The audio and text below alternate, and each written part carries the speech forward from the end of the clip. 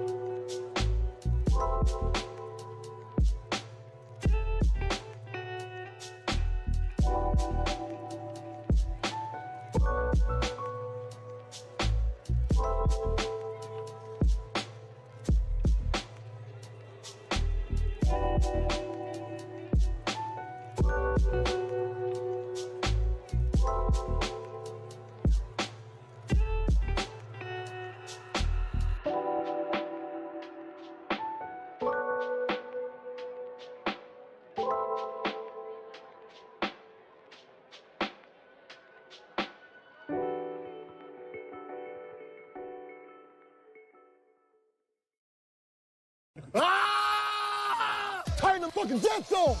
Turn the fucking jets on! Arm the laser. Arming the laser! Begin laser ignition!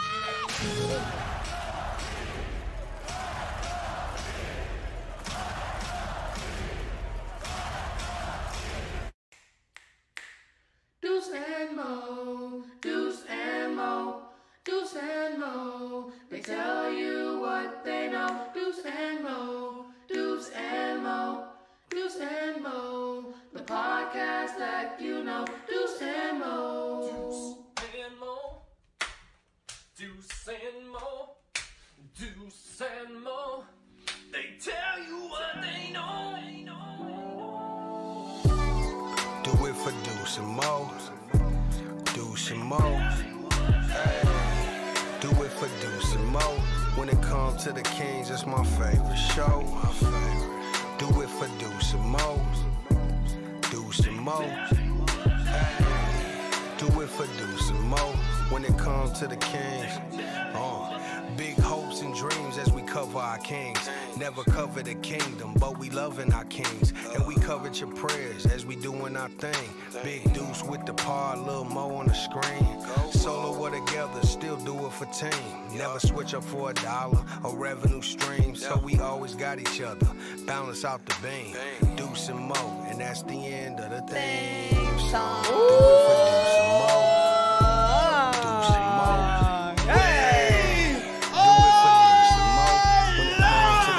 That's my favorite show. This is not a typo. This is not a mistake on the lower third. Tonight, on a Friday night in the capital city, the beam is lit. The Kings put up 176. What up, Deuce? Hey, Morgan. Hi.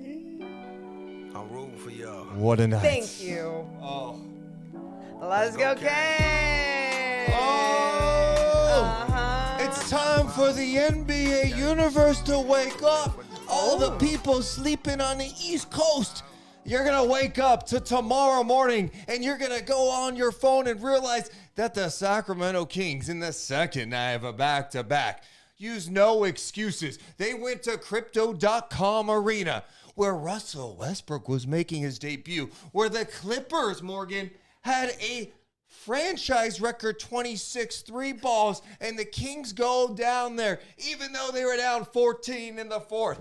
They were down, 6 in overtime, 6 in double overtime. They go on the road and drop 176 on these big bad Clippers championship contenders and get the W. What a night in Sacramento. There's just something about you doing that in a fur light-up jacket that just screams heel. If everybody in the chat, it's a Friday night, right? Yeah, it's a Friday night. If you guys want a little victory fog machine, I thought we weren't doing that again. if you want the victory fog machine, Give me a hell yeah. let me know. Oh, God. If you want it, give me a hell yeah. Give me a hell yeah. Oh, yeah. Get the thumbs up and I'll do this. Yeah, if you want Morgan to die because fog machine smoke goes into her lungs like it did last night, please keep hitting hell yeah and hit the thumbs up. Thank you, everybody. You really... Oh. Are you I didn't. ready? It was ready. For the hundreds in attendance and the thousands who will be listening later tonight, ladies and gentlemen, let's get ready to light the beam! Woo! Let's do it! Give me a hell yeah. You Drink in the chemicals, baby! You know what? You know what? I will embrace the fog, embrace this room, embrace the smoke alarm. I will embrace it all because there was a point where I was sad that I wasn't going to get the fog machine. I'm so happy that we got the victory fog machine tonight. I wasn't expecting it. Can we open the window a little bit? It's bigger? open. A little bit bigger. Bigger? A little bit bigger. Yeah, that would be great.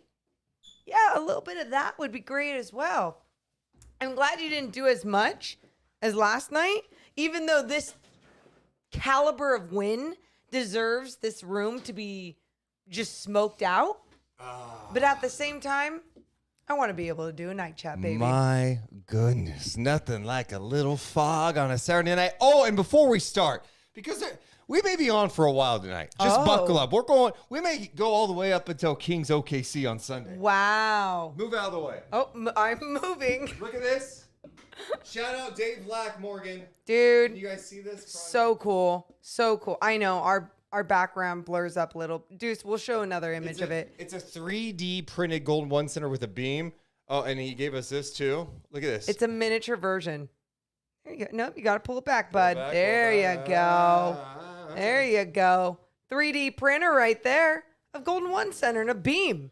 Dude. I mean, how a beam, the amount of text I'm getting about a beam. You want to hear actually a new text I got about a beam? I'm ready. Yeah.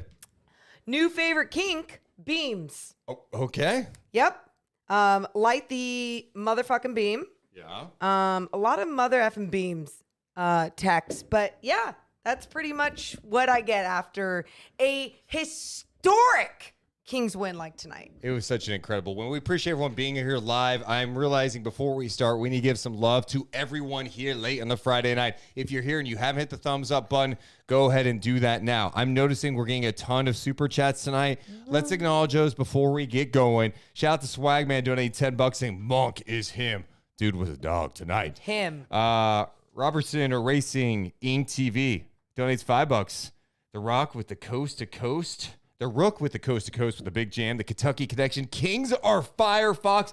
I don't give an F who's over there. Monk says, we're coming. Shout out to Eric Ramirez donating $50. Chewy, 2. What's up, the Young Asian and Shani Sean donating as well. Also, Ranger gifting more subs. Thank you, Rizzo donating $5. Mighty Montana donates 10, saying we've crossed over into the optimal timeline with this one. Light it up. And thank you. Whoa, Richard donating $20. I love you both, and I love the Kings. Thanks to Dave for becoming a member. Thanks to all the new subs, including Upset Butterfly Sam. You guys are the absolute best. Wow. We almost have 1,000 people live watching. Actually, combined, we probably have 1,000 people live watching. You guys are so amazing. Thank you. Let's just celebrate and talk about what we witnessed tonight, because I wish that was at Golden One Center.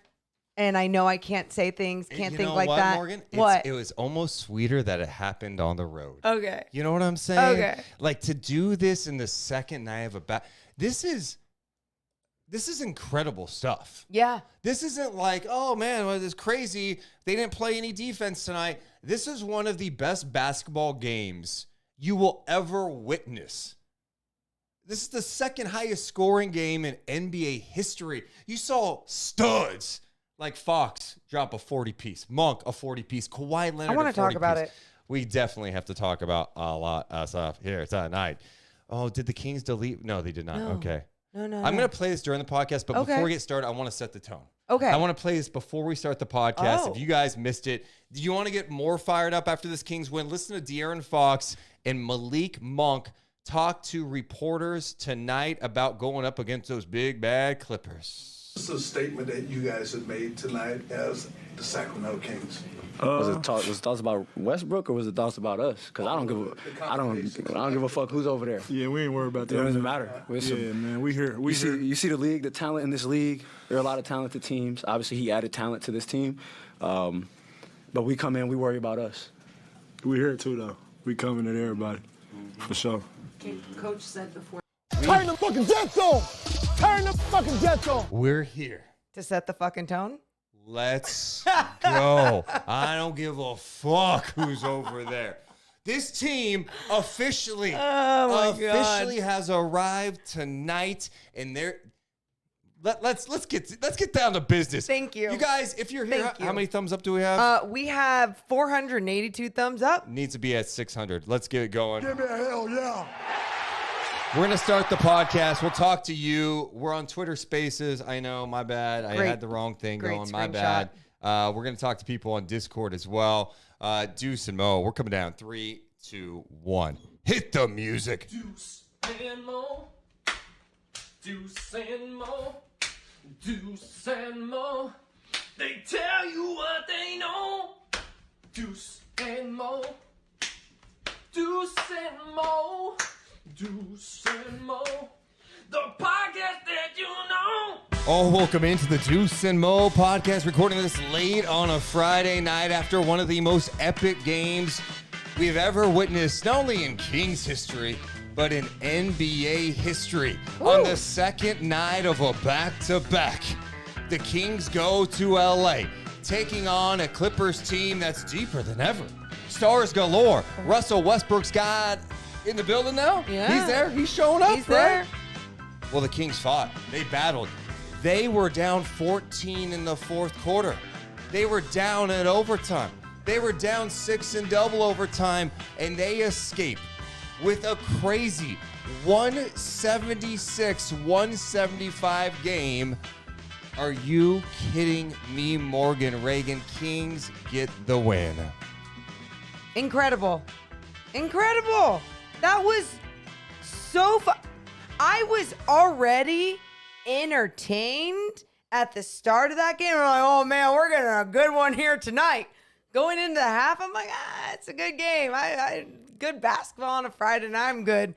Holy shit, that fourth quarter comes around. The fight, the battle back to make sure that Malik Monk hits that three to make them go into overtime. Then you're getting double overtime. Then you're getting a Kings win out of this with Sabonis fouled out. There are so many angles to this game, and I am so excited to talk about every single one. Yeah, and we're going to hang out with you guys. And it's like so much to go over when you witness a double overtime game, but a double overtime game in which the Clippers set a franchise record with three-pointers made. They were 26 of 45. The Clippers shot 60%, put up 175 points, and they lose. Just insane numbers to go over tonight. But I think tonight sends a strong message around the league. These Kings, the Kings showed up in a big way tonight, Morgan. The fact that they were down in this game, double digits on the road, they're throwing the ball everywhere, right? They had like 5 turnovers in a stretch of the fourth quarter. It looked like the game was a wrap. They kept battling.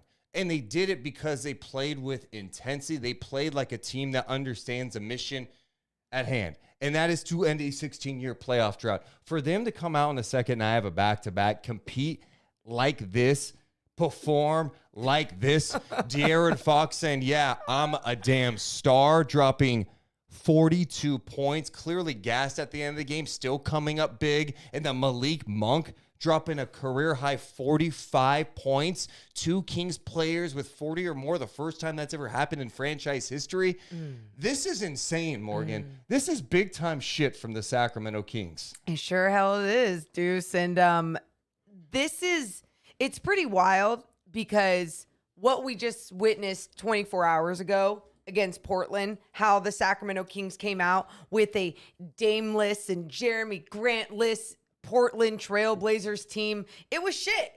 Everyone was disappointed, but hey, they pulled out the win. They faced adversity. All right, good job. This one, they came so locked in, so engaged, so ready to take on a team that is trying to prove to a team like the Kings, hey, we're better than you. We're going to get this done. Not for a second was I like, oh, the Clippers look like a better team tonight. And that to me goes to show you what type of team the Sacramento Kings can truly be in these last, 23 games of the season. I mean, they are showing up. They are saying, we are ready. We are here. We are not just the cute number 3 team right now in the West. We're here to stay. They're now 34-25 on the season. I'm looking back at my notes, and just so you guys know, I take notes during the game, and I just want to show you the amount of just mess I have. I'm like, I don't even know where to start. I'm like writing down that's just the fourth quarter I've stuff. got the same thing. And that is insane to go over, but I'm looking back at some of the stuff that went down in the fourth quarter, and I thought the bench came in and gave them a little bit of a lift. It made it a close game. It was 131-29 with 7:25 to go. And then all of a sudden, it's like Batum's hitting corner 3 after corner 3. That man. It was 136-129. They call timeout. Then the Kings turn it over, another 3. They're down 10. It's like, okay, this game may be a wrap. How the hell did they do this, Morgan? I know.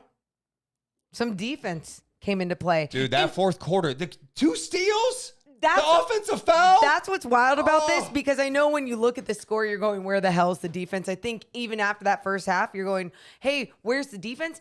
Clippers, fantastic job with their shot-making ability tonight. They were making everything. It didn't matter if it was contested. It didn't matter if it was in a corner at the top of the key, where it was. They were making those shots from deep. But the Kings didn't allow those shots to deflate them. And instead, when they could, they kept staying engaged, rotating over, talking to each other on the defensive end to make sure they were doing everything in their power that they could do. And that's when it started helping them late in the fourth, when they started really getting those steals, getting their hands in the passing lanes. Just insane to see that stretch, right? It was 147-140. Fox steal and score with 220. Then you had another steal. How about Keegan Murray? Dude, Keegan had some monster plays tonight. He had some attacks, some dunks, some steals, finishes inside. The Kings end up coming to 147-142. Then the offensive foul. Yep. And the score, all of a sudden, it's a 13-2 run. It's a 3-point game. Then Sabonis scores. It's a 1-point game. Are you kidding me? That whole sequence, how it all went down and how quick it all went down. I mean, it all felt within like a minute, right? Yep. And it was so much of it had to do with the way that they were putting the pressure on, the way that they were putting the defense, forcing guys to make mistakes up at the half court line. And this is what I'm talking about, why it's such a big deal to me that they performed at this level, is because on the second I have a back-to-back, when you've been competing like this, the pace was insane for this game. Yeah. You're making mistakes. You're clearly tired. For them to fight and keep competing and to just stay in it, right? You end up playing the foul game a little bit. Westbrook scores. It makes it a 3-point game at 151-148 with 15.2. Fox quickly scores, cuts it to 1 with 8.5. Fox immediately fouls Paul George, who's just a great free throw shooter. Yep. He hits both. It's 153-150 with 8.5. So the Kings have to hit a 3. And what a play. What a play. And you heard Monk and Fox talking about that play in the post game. They were talking about Jay Triano was the one to write it out in their huddle, just saying how great he is with those quick 3 plays. And you saw a little bit of fumbling happening, and then you saw De'Aaron Fox read where the defender was going. Malik Monk rotating up, just the chemistry between those two in that moment and the way that he got the ball to Malik Monk, who was him tonight. Yeah, Fox, I thought, I was like, is he going to go for a quick 2 here? I was worried about that. Let him, and for some reason, Powell kind of shaded over to help away from the corner. And then when Fox goes to pass it to Monk, he's thinking that Monk's kind of near that corner. Yep. Like you mentioned, Monk relocated. The pass gets to him. He knocks down the shot. And then there was almost that wild sequence at the end where it looked like they almost won it at the buzzer. Yeah. It ends up going to the overtime. Yeah, that was so an exciting fourth quarter, right? Like, let's get past that. Go into now overtime, high scoring game. You got guys with getting more and more tired, right? You're seeing a little bit more. De'Aaron Fox was showing a little bit more fatigue in these moments. Well, yeah, and you go to overtime. Westbrook hits a three because, of course, like the threes are like Westbrook. His first three. Okay, he hits a three because for some reason against Sacramento this year, he can knock down threes, 29% on the season, but knocks him down against the Kings. They go up 4 at 160 to 156. Then Sabonis fouls out at 309. Tony Brothers, if the Kings lost this game, Tony Brothers. What awful calls tonight from Tony Brothers, Morgan. You know what? I'm not even going to go with awful calls, but that call against Metu when he took the charge. Oh, yeah, that one. But Sabonis had some cheap ones tonight, too, where you're going. That was the 4th foul. I did think Mike Brown made a mistake. When he picked up his 3rd, he should have taken him out. And then he picks up his 4th quickly. Yep. But then he fouls out, and you're like, this is what we're calling? The foul out was fine, but Yes. it was the lead up to that foul out where you're going, you got to be kidding me with some of these ticky-tack calls. Well, even that 4th foul that they called that Mike Brown challenge, which was that offensive foul. I do the air quotes, offensive foul, they said he was screening, right? And it just looked like he was coming down the lane. It's challenged, and it's an unsuccessful challenge. It was just a little bit of bullshit there, but whatever. I don't need to dwell too much on that because the Kings got the win. Yeah, but that's the other thing. With Sabonis fouling out tonight, you need other guys to like, okay, what are they going to do? This backup 5 situation has not been great. The motion you saw offense Lyles, is different. You saw Metu in there. Both guys held up. They did. held up. I thought Metu had a couple of nice tip outs, rebounds. It's just such a gritty win. When Sabonis ends up fouling out in early overtime and you're down 4, what are you going to do? Insane. Actually, the thing that really irritated me right after that, so then Paul George gets fouled. He goes to the line. Paul George misses both and then Metu. Not a great box out. And the Batum came in and put that in. Yep. It's 162, 156 after that. You got to stand your ground if you're meant to. But then he made it up. Yeah. Scored the bucket, did not complete the and one. Then you had Monk, that nasty dunk in transition. What was he tonight? Oh, my God. When he goes up for this, like, it's not even a double punk that he's doing. He's cartoonish with the way he stays up in the air and makes some creative throwdown happen. Like, he throws it down with authority. He's not laying that shit up. He is throwing it down, and every single time I'm just like, what just happened? I do want to pause real fast and just acknowledge something. What? We have reached record night chat viewership tonight after this Kings win. Combined nearly 1,300 people watching us live late on a Friday night. Give me a hell yeah. Dude, thank you guys. Make sure if you haven't hit the thumbs up button, it just helps the channel grow. Click that thumbs up button. It helps us grow. Make sure you're subscribed. We just surpassed 10,000 subs. Our chase is on for like 100,000. Yeah, that's the next goal. Yeah, cool. Yeah, that's just the very next one. Yeah. Totally makes sense. So going back to overtime, Metu makes up for it, obviously, with the way that he got the bucket on the other end. And so after that Monk dunk, though, that cut it to 2, how about the offensive foul? HB sold it a little bit. Norm Powell with a couple of offensive fouls in this game that were costly. So then Fox ties it at 162 apiece. Then that's when the foul happened where Metu, that clearly should have been an offensive foul. Takes a charge. That's a swing play in the game. Huge. They called. How did Tony Brothers miss that? He didn't miss it. You know exactly what happened. PG-13. You know how this works. We went over De'Aaron Fox's free throw numbers today since he's been an all-star and before he was an all-star. It was a big difference how many more times he's gone to the free throw line. A little bit of a conspiracy theory right there with refs calling it just because he's an all-star now. That's a bad call. But at the That's a same bad time, miscall. you're seeing that happen. Tony Brothers made that call a block before even it happened. Like, he knew that was going to be a foul on Metu before he was going to call a charge. So, yeah, bullshit call. Got it. That was bad. But the Kings, hey, they didn't give up. I mean, Fox even had a turnover after that. It was a crazy sequence. Yeah, when the ball went off Fox, you could just tell those were the fatigue moments, right? Like he just wasn't dribbling with authority, just clearly went off his hands in the baseline. And then that was the other one that you saw the fatigue come in. Fox, that floater on Kawhi. Kawhi gets a little piece of it. It was a little bit of an air ball there. And it was, I mean, you're kind of frustrated. You're like, no, what just happened there? But at the same time, second night of back-to-back, fastest guy in the league. He's trying. He's giving his all. He's the one that you're usually just jumping on his back and going, but other guys stepped up. Just insane. And then what? Monk missed that deep three.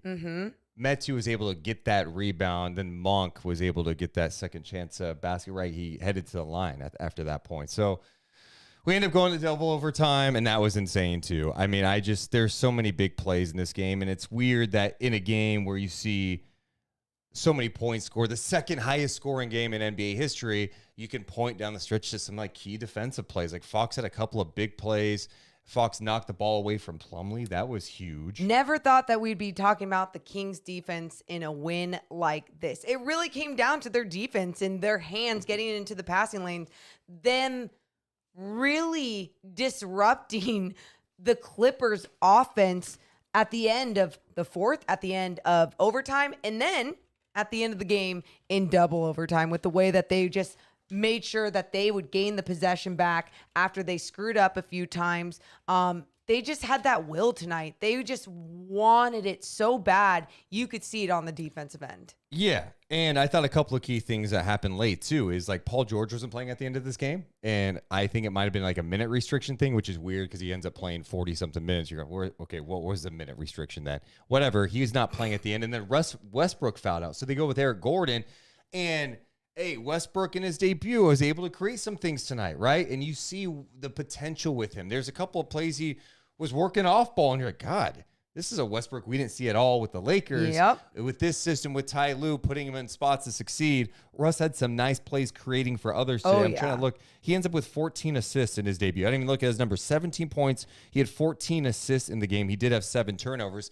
But with him out of that game, without Paul George, the Kings defense took advantage of that too. Absolutely. I mean, you saw just the way this game started. The Clippers' pace, night and day difference. Russ pushing the ball up, everyone running with him. He'd go downhill, find the open guy on the outside, and of course, they were hitting every single damn three tonight. Then you saw, like you're saying, toward the end of the game, obviously when he fouled out, everyone's a little bit more tired too, but that wasn't the identity anymore. It wasn't Russ just finding a lane, driving in, and kicking it out. Also, he did a great job of finding a lane and then just taking it to the rack, right? Like I forget which time. Oh, I think it was him on Keegan or whoever it was on Keegan that just took it straight to him. You know, they recognized the personnel. They knew who they could go up into, against, get physical with, and just get an easy 2 with.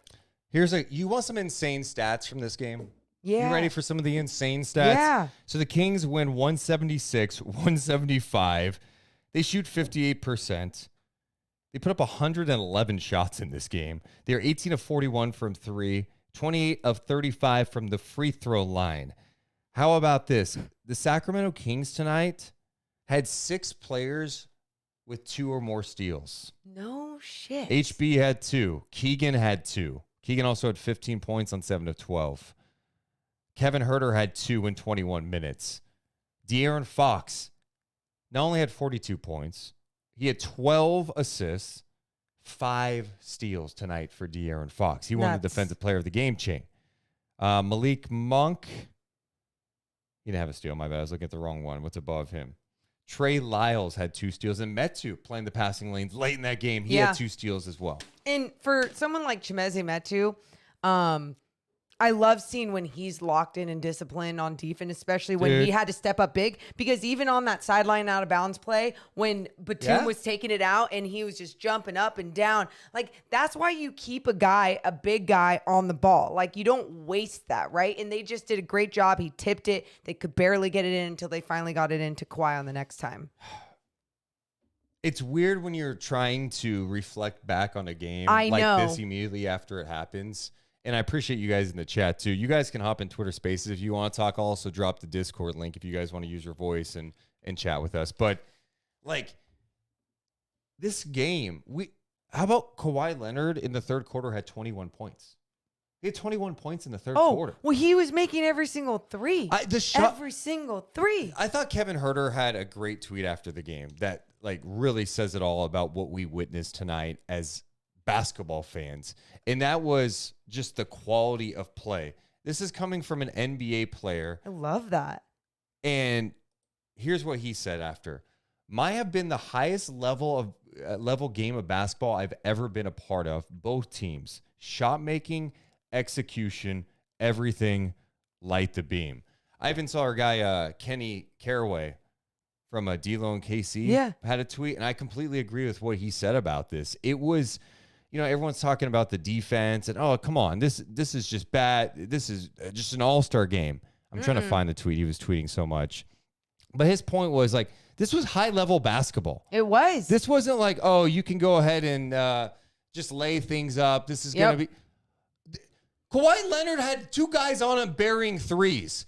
Kenny tweeted, I swear to you, this is not bad defense tonight. These two teams are hooping, and that's what it was. It was a special game tonight. And you could feel that. And that's why I say with the shot-making ability, right? Like, if you were to look at this box score the next day, you're going, holy shit, where's the defense? When really it was like, oh no, these guys were making contested threes. There was also defensive breakdowns on both sides. Dude, of course. I mean, you're going to see that in these games, especially when you're playing against a team like the Sacramento Kings, who are not one of the best defenses,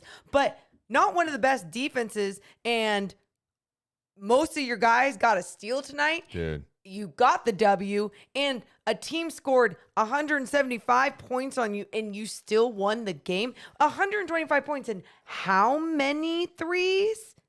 It was 26 of 45 from three-point land, 57, almost 58% from deep for the Clippers. Kawhi had 44 points, 16 of 22, 6 of 9 from 3. Paul George had 34. He did that on 8 of 11 from 3. Oh. Batum, 5 of 10 from 3. Powell was 5 of 8 from 3. And then can we get to the thing that really won the game for the Sacramento Kings? One of the other things that really won the game? Yeah, I'm curious where you're going to go with it because I have one thing, too, that I've circled right here. Points in the paint. Well, the points in the paint were absurd. The Kings had 88 points in the paint. My God. But this stat was actually one that jumped out to me. What? We talked about the Kings with the steals tonight. Yeah. All those guys with 2 or more. The Clippers had 25 turnovers tonight. This King scored 42 points off those turnovers. Capitalize, baby. Let's go. I'm so fired All right. up. We kind of went over this brief summary of what happened kind of at the end. We talked about some of the insane numbers. Let's go to the individuals tonight. Okay. I want to start with Malik Monk. You got it. Are you kidding? Are you kidding, Malik Monk? And that's our analysis. 45 points, a career high. He had 6 assists in the game, 15 of 24 shooting. He knocked down 6 of 12 from 3, including that one at the end of the fourth quarter, and 9 of 10 from the free throw line. It was, you know what I love too? What do you love? De'Aaron was clearly gassed at the end of this game. And This he is was what like, I love. some NBA guys are like, I'm the guy, I'm going to go get mine. He went, oh, my Kentucky Wildcat right there? My guy is cooking. Here you go, Malik. Go do your thing. Yep. And that's what I think makes this team so special is the fact that the Kings have all these guys because they've had 7 players this year drop 30 or more. And you have a guy like Malik Monk at your disposal who comes off your bench tonight and drops a 45 piece. And then it's your teammates recognizing, like you're saying, the special style of play that's out there. How many times do we talk about Malik Monk and his chaotic energy and how we love when he keeps it under control? It wasn't even chaotic. It was so under control tonight. There was a time he even had, he came down, made a 3. I forget which overtime it was. He came down, made a 3. I think De'Aaron had got it to him, and then he had a heat check 3. Yeah. It was a little bit from, but I did, and it was late in the game, but it was like, no, that wasn't even a bad shot in that scenario. You're feeling good. You're making everything like it's a good look for you. I get it. at the same time, it wasn't just the way that he was shooting from deep that was so nice. It was the little things that we're talking about. The way that he would relocate with De'Aaron Fox to be open for him. The way that he would move without the basketball or run his lane when someone would get a steal and just keep running the floor and find a way those two connected in an alley-oop. I mean, they looked so locked in and fantastic together tonight. I know we're talking about Malik Monk, but truly, when you have a teammate like De'Aaron Fox that is willing to pass it along and be like, I need you here with me. Meet me here with me. Oh, do this with me. That's exactly what Malik Monk did. He stepped up tonight in such a huge way. And I thought also, even earlier in the game, we focused so much on what he did late. But, dude, he had that two-man game rolling again tonight with Sabonis. Oh, my God. They had it going. That I mean, the just pick keeps and roll. getting better. They had nothing. The Clippers had nothing to stop that pick and roll. And then Sabonis was like, yeah, you've been setting me up. I'm going to set you up for a three ball. So that was cool to see their chemistry continue to evolve. And you're just seeing how impactful Malik Monk can be out there. I just thought I'm looking back at my notes right now, even in the third quarter, the Clippers start the half in that 3-2 zone, trying to throw the Kings off, especially with what they were able to do in the paint, trying to give the Kings some different looks. Kawhi starts the quarter, of course. That was his big quarter where he had 21 points, did not miss a shot, hit like 5 threes. But, dude, they got down double digits. You're like, all right, what's going to happen? They kept fighting. Keegan had that push and dunk. Then Keegan had the block. Remember the Monk to Fox lob? That's what I was talking about when I was talking about their connection. I know. It's just insane. And I loved Brown got so fired up after that Keegan, the Keegan steal and dunk. Yes. Dude, he was so fired up after that play. There was a timeout, and he's like, let's fucking go. Yep. And you just... this team, man, you just feel the vibes around it. And we've been talking about all year about the chemistry. All these guys like to hoop. These guys care about each other. It's not a perfect team. They're not going to win a championship this year. No. It's not about that. It's about a team that for the last 16 years has been abysmal, has been a joke, has not made the playoffs when you play in a league where over half the teams make the playoffs. Facts. And this year, with the West being so tight, with people saying, hey, they're not playing great basketball before the half, they come out of the gate, they beat the Blazers, the shorthanded Blazers, and the second I have a back-to-back, they show up like this against this squad. This is a Clippers team that, although may not be as locked in defensively at this point, but they were still 11th in defensive rating headed into tonight. They went on the road and dropped 176 points. Like, I just want to say one more thing, Morgan. I think so many times when we talk about this Kings team, we always spend time talking about their weaknesses, which is clearly defensively at times, right? Stringing down consistent. Backup five. Yeah. Yeah. This offense is legit. This offense is real. This offense has a guy in Fox and can get whatever he wants. Well, and this is where I want to go with that, because you talk about the Clippers being 11th in defensive rating. You might look at that and go, oh, like they're just right there. You guys, they got individuals as defenders that are elite. Paul George, Kawhi Leonard. Yep. I mean, what they have done defensively on their resume in their careers is incredible. And we talk about how many times we'd love to string together a few more individual players that are known for their defense, but then that can also be two-way players. Yes, that's great. That's why there's not a lot of them in this league. And the Clippers have two of them, and the Kings offense still found a way to dominate and find a way to score 176 points and find a way to score 88 of those points in the paint. Get in the paint. It's not easy. And they got there. StatMuse put this out. The Kings have the best offensive rating in a season in NBA history. Wow. Look at that beam. It's a different day and age in the NBA, right? Yeah, it is. Oh, it's wild to see what they're able to do. By the way, Malik Monk's 45 points tonight, the most points off the bench by any player in a game this season. That's ridiculous. And was that was his career high tonight? That's his career high. Yeah. And then the other thing they put out, that the Kings were down by 11 points with 3 minutes left. De'Aaron Fox scored or assist on 13 of the Kings' final 17 points, ascended to overtime. Okay, we talked about Malik Monk a little bit. I want to talk more about De'Aaron and just like we were talking about this offense and their ability to score so many points on the Clippers tonight.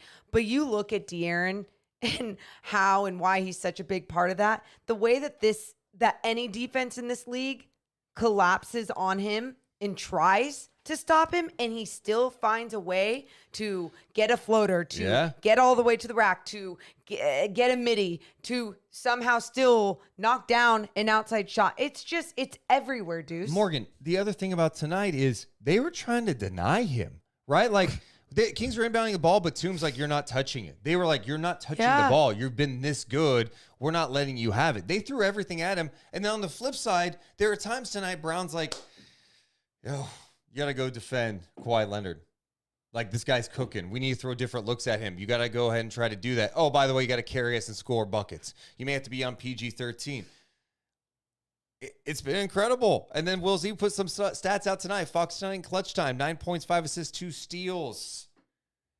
Fox's totals in clutch time this year. First in points with 157, 17 assists. That's 13th, and 7 steals, tied for third. He's doing it when it matters most. It's been special to see what he's been able to achieve, Morgan. And then you look at the stuff that I know you love, is seeing what he's done in the restricted area. Uh-huh.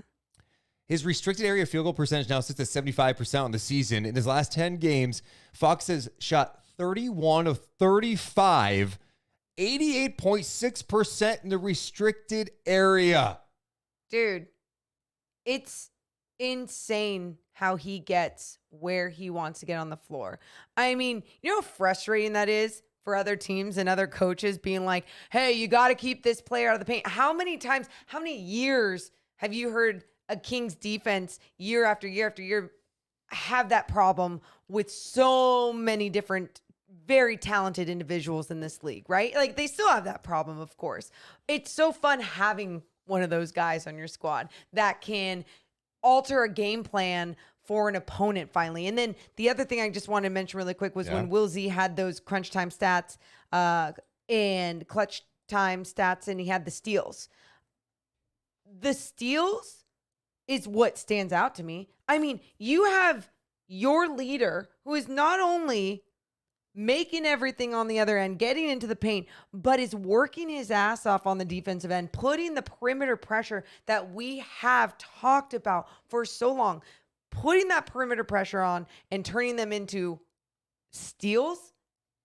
Just amazing work by De'Aaron Fox this season. I know we played it before the podcast, but for those who are just joining us, listen to Malik Monk, De'Aaron Fox, after the game being asked about this new look Clippers squad. This is a statement that you guys have made tonight as the Sacramento Kings. Was it thoughts about Westbrook, or was it thoughts about us? Because I don't give a fuck who's over there. Yeah, we ain't worried about that. It doesn't matter. Man, we here. You see the league, the talent in this league. There are a lot of talented teams. Obviously, he added talent to this team. But we come in, we worry about us. We here too, though. We coming at everybody, for sure. Coach said before the game. We here too, though. We here too. Like, just Morgan, pure confidence. we haven't heard that from this team. This team, there's a little bit of a step that happened tonight. I think they believed in themselves, but I think walking into that locker room tonight, realizing what they achieved on the road in this type of environment against this team, and they win that game. Come on. Remember right after All-Star break, during practices before the first Blazers game, Mike Brown was being asked questions, and he talked about how we're now the hunted, or maybe that was Anthony Slater's piece. We're the hunted, like we're hunted. And people thought that was a little dramatic. They're like, I don't know if it's you're the hunted. After a game like this, I mean, I can confirm they will be the hunted in the Western Conference. You're seeing how the Grizzlies are dropping. Obviously, the Nuggets, they do what they need to do. The Kings, are right there. Right there. The Kings are a game and a half. Holy shit. A game and a half behind the Grizzlies for the number 2 seed in the Western nuts. Conference. The Grizzlies are 4-10 their last 14 games. And coming up in their next 2 games, they're home for the Nuggets and the Lakers. So it was a wild one tonight, Morgan. It was an absolutely insane one. Here's some more images after this game.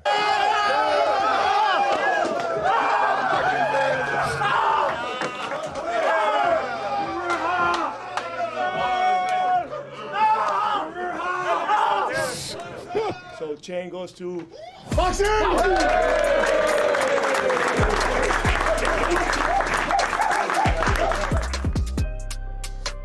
Yes. Wait, they have a fog machine going? Everyone's got a fog machine now, Deuce. Yeah, I guess. You know what, man? It's a Friday night. It's a Friday night. The Kings won, Morgan. It's 176, 175, double overtime win. Victory fog. Let's go. Did you just have like fog machine FOMO watching? Yes. It's so stupid. It was so much more yesterday. I'm really proud of you for keeping it to a I think I need minimum. more fog. Is with that it. why? Yeah, I think that's what happened. I think that's what happened. You had fog machine FOMO watching their locker room footage. I You did. good? We got some. You good? I just need a little bit of that. You got know it. what I'm You're saying? good. You know what I'm saying? We need to talk to the people in a few minutes. We got people lined up wanting to talk about this game, of course. What else do we have to hit on this one, Morgan? It's just there's so much to go over. I feel really overwhelmed right now. That's why we should probably talk to people, right? I love that you just went back I'm and sorry. forth to I'm two sorry. different things. So I would like to talk about one more thing, if Yes. that's cool with you. Yes. Thank you. Domas Sabonis, we touched on it. Everything that fog machine, It's sorry. just a little fog, just little chemicals. Just let's soak in. Everything that happened with obviously getting into foul trouble, thought it could have been managed better by Mike Brown and the coaching staff. Yeah, again, you're trying to win this game. You want to leave him in there. You want to trust him. It was just tough to see him get in that foul trouble early. I'm glad that he lasted as long as he did, but we knew that it was going to be dangerous when that sixth foul was going to come around. But what was so wonderful about it, the identity of the offense didn't change. Even defensively, they just people like Chimezie Metu, Trey Lyles, like guys were locking in. I loved not only the way that the bench produced, obviously with scoring, you know, Malik Monk being a huge part of that, but with the way that these guys stepped up with that same type of starter mentality. Yeah, and I've been tough on Metu, and he wasn't perfect tonight, but the fact that he can come in and give you 8 points, 9 rebounds, 2 steals, out of those 9 rebounds, 4 of those were offensive rebounds tonight. And so that's big time stuff. Kings won the second chance battle 12-7, fast break points tonight. That's something else we should talk about. I felt like at the start of this game, this whole game, this was the Kings' pace. Yes. Right? Yes, The that's what we were Clippers- talking about. The Clippers do want to play faster now, and I think that's based on some of the moves they made, including adding Russell Westbrook. But the Kings want to play fast, right? They want to get out and go. Sacramento had 41 fast break points tonight, Morgan. 17 of 24 fast break. Points in the paint, 88-48. The Kings in the paint were 44 of 63. So this wasn't... That's another thing I want to bring up, too. The Kings have been a three-point happy team. This is not a game in which the Kings knocked down like 27 threes, like the Clippers knocked down 26 or whatever. The Kings, it was respectable. It was super efficient. It was 18. It was just tremendous balance.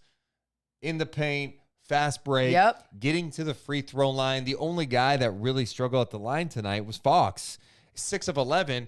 I'm not going to hate on him too much for this. The guy scored 30 or more now in 6 straight games after having 42 tonight. This is another game in which he's got double-digit free throw attempts. In fact, since he has returned from missing time because the baby was born, Rain. I think he's averaging double-digit free throw attempts since then. Wow. So he's been really, really productive. Wait, so is this his 6th consecutive 30 plus point game? Wow. Dude, just just truly on another level. But I really think as a team, defensively, what you're seeing from this squad is, hey, even if you don't have the best individual defensive talent, you lock in defensively, you have the right system defensively, you stay disciplined and buy in, shit's going to work. And it's working right now.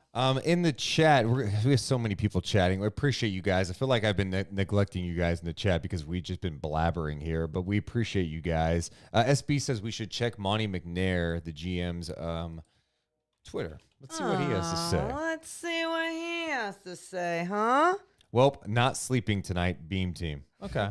I don't know if that was worth like letting us know. I thought there was something outrageous maybe he tweeted, but you know what? I'm not mad at you because the Kings definitely won tonight. How can you be upset? Yeah. McKinney says, in Fox we trust. Stockton says, Fox is a superstar. Yeah, one other thing, and I feel like I have to do this every once in a while. Okay. All the people who've been watching us for years, who, when things were bad with Fox, who piled on Fox saying he's never going to be an all-star. He's not that guy. It's not him. Trade Fox. I need you guys to show up now. I need you guys to show up and say, hey, I'm going to tip my cap. I'm not even asking you to apologize for ridiculous takes, for crapping on him and ignoring everything else that was happening around him. Yeah, Fox needed to get better, and he did get better this year. But also, you guys were piling on this guy, acting like he was done. Show respect for this guy who's turned into not only an all-star player, he is right now playing at an all-NBA level. And tonight, in the second night of a back-to-back, you need him to check Kawhi. He'll try to do his best. You need him to hit big buckets. You need him to create. He'll do just that. He led this team to a win tonight when his guy Sabonis was out of this game because he fouled out.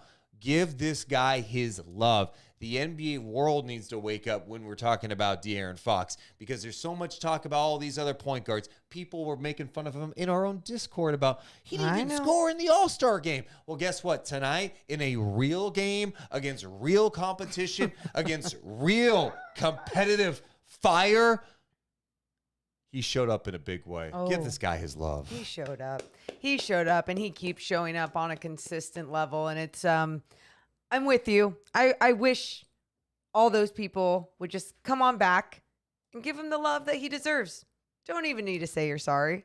Just give him the love. If you guys haven't yet, let's hit the thumbs up button. We have close to 1,200 people still here hanging out. Let's get to 1,000 thumbs up. We also need to acknowledge the poll question tonight. Who is your MVP of the game? The options: Fox, Monk, or the whole team. Turn on the Jets!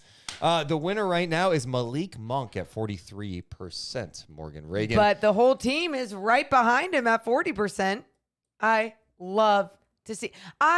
What I love about that is that even though we're not talking about all the other guys so much, like Kevin Huerter, for example, starting this game, just at a good pace and was doing well, it's like everyone contributed tonight in a very positive way. Dude, insane with the minutes. Barnes played 40. Keegan played 42, just under 43.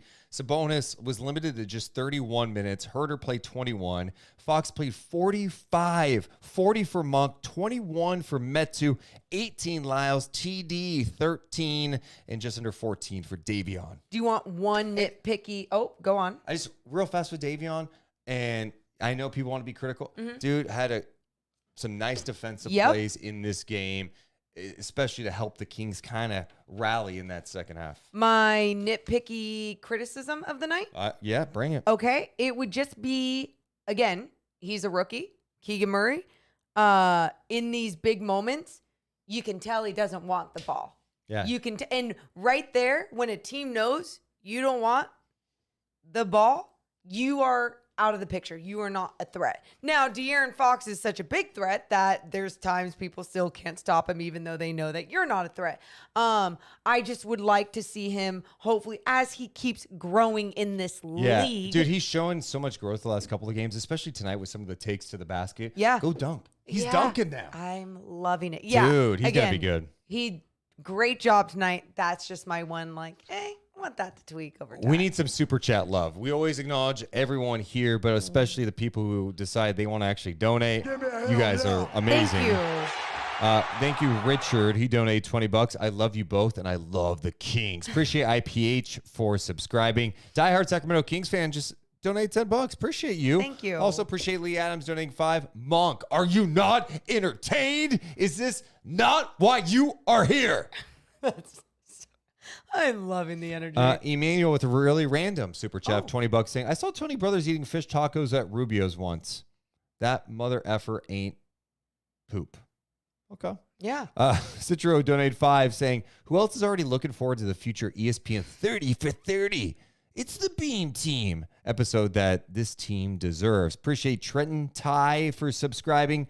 Tina, a Kings fan, donating $5. So, looks like every time Coach Nick scams a Panda dinner the night before a game, the Kings win. That's a great point. Gerardo donates $10 saying, turn on the Jets. Appreciate 209 for subscribing. Same with Joyce. And thank you so much to Skirt for donating $20. Skirt. Dude, thank you guys for all the donations, but just thank you for being here. Yep. Holy shit. What a fun night to celebrate this type of basketball. Yeah, insane crowd. Also, make sure if you haven't subscribed, hit that subscribe button. Make sure to hit the thumbs up as we approach almost 900 thumbs up tonight. Who do we start with tonight? Morgan? I want some whatever you want. Okay. Let's you never know on night chat who the hell we're gonna get to. Let's check in with who to what now? What's up, who to what now? Oh man. Are you there? Yeah, no, I'm sorry. I didn't I had both headphones in, just took it out, and then I looked down, see you're there. Yeah, well, what's on your mind? Oh, I mean, literally the most awake I've been at like 3:19 in the morning in forever. Like seeing those monk shots were just blowing my mind. Like, yeah, can you do me a favor? You got your computer on in the background, don't you? Let me mute it. Yeah. Man. Yeah, gotcha. My bad. Yep. All good. Wob is talking about us right now. What's he saying? What? No. Shout out Wob, man. We love Wob. Yeah, that's dope. Who to what now? So you're talking about Monk. You're talking about some of the shots he's making, how fun that was. It's pretty incredible, obviously, what he did off the bench. But how cool is it to see him connect with De'Aaron Fox, with Sabonis, and all those little two-man games? Over time, it's like they've been able to build a chemistry to where they're getting that kind of psychic connection where they're just doing the tiny little eye movements, the subtle like shifting to the out and then moving in and cutting, and it's just like they're reading each other without having to say anything, cutting that like the milliseconds between the decision making is just happening right on point, and it's beautiful to see. Yeah, the precise basketball. You know, when you see a group of individuals who like playing with each other, everyone can eat in this offense. Sharp. Oh, Monk, you hungry tonight? Let's eat. Sabonis, anyone can eat, man. When you got 7 guys who could drop 30 or more this year, dude, I love this team. I love it. I do. Because it's not just like, oh, they're winning games. This team is legitimately fun. This team, let's have perspective for a second. I always tell you guys this. The come up is better than anything. This is the come up right now. This moment we are living in today. We are going to remember this. It's fun. This is what it's about. It's like the journey to get there. It's been a shit ton. We had relocation stuff. We had so much rubbish. Maybe going to Anaheim, Virginia City, Seattle. Oh, missed lottery picks. So much trash. And this year, Mike Brown has taken this team and transformed it. Monty McNair with the right moves. Fox, Sabonis stepping up. And all of a sudden, a Kings team that last season was like 25th in offensive rating has the best offensive rating in NBA history. Soak it in for a second. It's so amazing. I'd love to put us side by side with the 2001, 2002 Kings, not to compare them as the same team, but in the sense of that team-based movement where there's not one specific assist man, although anyone could get up to like 13 assists in theory if it moves through them. Sabonis, Fox, Monk can go crazy with the assists, but they're bouncing it between each other, like just not staying for too long. I just want to see that transition, that kind of psychicness happen with the switches on defense, because a lot of the time they would switch and then people wouldn't realize that they'd be leaving, Batum wide open in the corner, things like that. Where but if you could. No, and for sure, but some of that stuff too with Batum, they were trying to help on Kawhi, and that's the challenge with this Clippers team and why they're going to be so dangerous. They're deep, they've got some shooting, and when Kawhi is playing like he was, we haven't given him his love enough tonight. Kawhi Leonard's back, dude. This isn't just one game. Over his last 17 games headed into tonight, he was averaging 27 a game. He was doing on super efficient shooting, well over 50% shooting, well over 45% from three, 92% from the free throw line. And you know what he can do defensively. Tonight, it didn't matter what you threw on him. He was going to knock down shots. He was unconscious. So Smooth. Mike Brown does what he doesn't like to do, and that's to throw another guy at that. And when you throw another guy, you got to be on a string. Kawhi was making these unbelievable passes. He had one in the first quarter. I'm like, how did he see Paul George there? He was trapped. It looked like he was done. Finds him in the corner. He had one to Batum in the corner. I'm like, no one can make that pass besides him and like Luka. Yep. He is it's just crazy. So yeah, I mean, you tip your cap to some of these, and really, like Kevin Herter said, this was high level basketball tonight. Seriously though, it's like the catch in the 180 pass to Norman Powell right in the corner. Are you like, kidding? That was so crazy, dude. It was disgusting.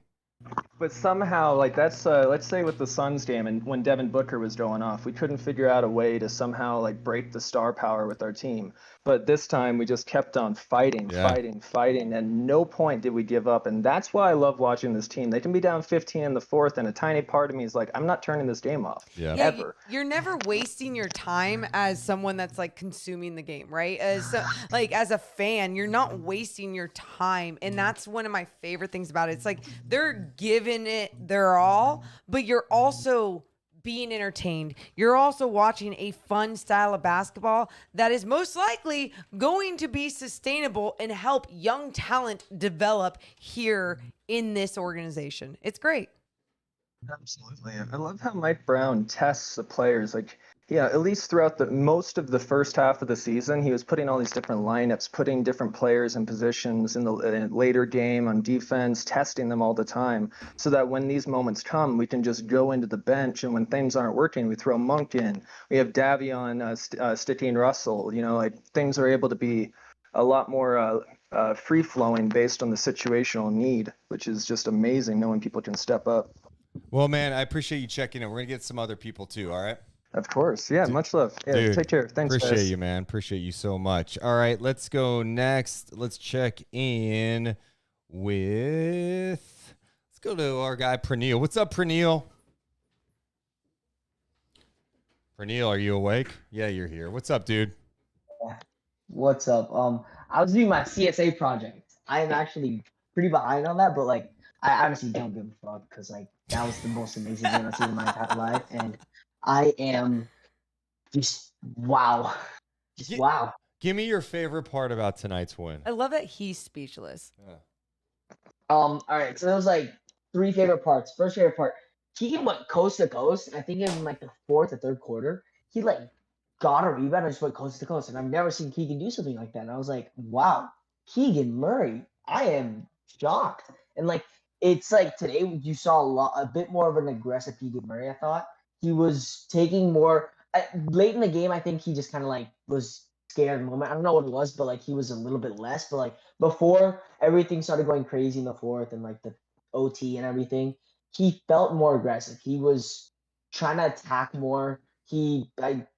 Morgan mentioned it earlier, but like after that stretch where he got the rebound, just went coast to coast, Mike Brown was like happy as hell. And dude, like those type of like progressions are like what I've been seeing from Keegan like these two games so far. He was really good POA. Last game he did a little bit today. I think Mike Brown. And by the way, real fast, Praneel means point of attack. He's being cute. He's like trying to, you know. I love it. No, I like it too. But do it. Yeah. But like I'm assuming that the reason why Keegan saw a lot of point of attack defense yesterday was because he was Mike Brown was preparing him for Kawhi and Paul George. And in Keegan's defense, I thought Keegan played pretty good defense. He was there most of the time. He didn't get like shaken a lot. But man, they were hitting really tough shots on him. You can't really do much when Kawhi Leonard is shooting what? Like, I felt like he was shooting like 114% true shooting before like the overtime period because like Kawhi was ridiculous. Same with Paul George, but yeah. And then De'Aaron Fox is just such a Dude. patient elite scorer. Outside of the second overtime period, De'Aaron was incredible. Second overtime period, he got a little bit tired. You saw a little bit of that, but like everything De'Aaron Fox did was amazing. He was really getting into Paul George and Kawhi Leonard in the ending of that game. That's what I'm talking forced about, that and steal. that's what made it so impressive to me that, you know, they played a game last night, and then he's being asked to not only go get buckets and carry this team, he's also trying to check some of the premier wings in the league. Yep. Dude, Yeah, insane. Yeah, he was incredible. I mean, and then Malik Monk started the game off really hot with the pick and rolls with Domas. Every single pick and roll that Malik does is just with Domas at least, it's an incredible read. Like he waits until the last possible moment and then just hits a dump off pass, bounce pass, pocket pass, whatever. And like it's so well done. And then that final set, we have like our group chat and Twitter and stuff with like me, Drew, KFR, Rory, a couple other guys, but like KFR, Rory, I think, asked KFR for the set they ran. And then KFR said the set. And then I'm like, you know what? I'm going to beat him to the punch because King Silver said, I'm going to talk about it tomorrow. So I'm going to beat him to the punch. So, like, they ran a hammer set. And essentially what happened in that play was Monk threw the ball to Fox. And then Monk immediately went to the corner. He immediately ran to the corner. And then Fox got the ball back.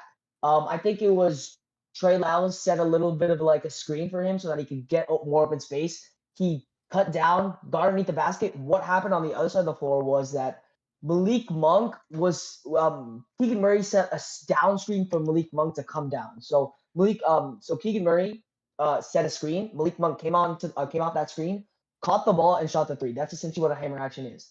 And you have two options. Fox could have either shot it, give it to Malik Monk, or could have gotten Keegan if Keegan obviously got open, but like up top after he set that screen and popped up. But like that plays a really well run set for that action because you had like 4 seconds left, and like Malik came off that screen. I think I forget who was on Fox. I think it was Norman Powell. Norman Powell tried to get in front of the pass, but like, Malik was wide open. And what happened was Westbrook was initially on Malik Monk, but he got lost and there was some defensive miscommunication. But the hammer set and what Jay Triano ran was to cause misdirection and work For sure. Really I thought, well run set and yeah, it was, but dude, Powell should not have shaded so far over to Fox. Like, who cares if Fox is able to like score a bucket? He helped off corner. Yeah, because and Monk relocated just enough to get that shot. But again, you guys, that's just that's IQ, that's recognition, that's understanding where the clock's at, what's the scoreboard, what's the situation. And sometimes instinctually, you know, it's, oh, I need to help on the ball. Like they're trying to get a shot off, but it's where the shot is off is what really matters. Because Fox beat Kawhi to the punch. And I think Powell saw, wow, I got to stop the two. But situationally, you don't need to stop the two, you need to stop the three. And so Powell helped off. And then Malik was in the way corner, and then he started flashing up to the wing because if Powell's all the way down on the baseline, you flash up to the wing, it's more space for him to cover.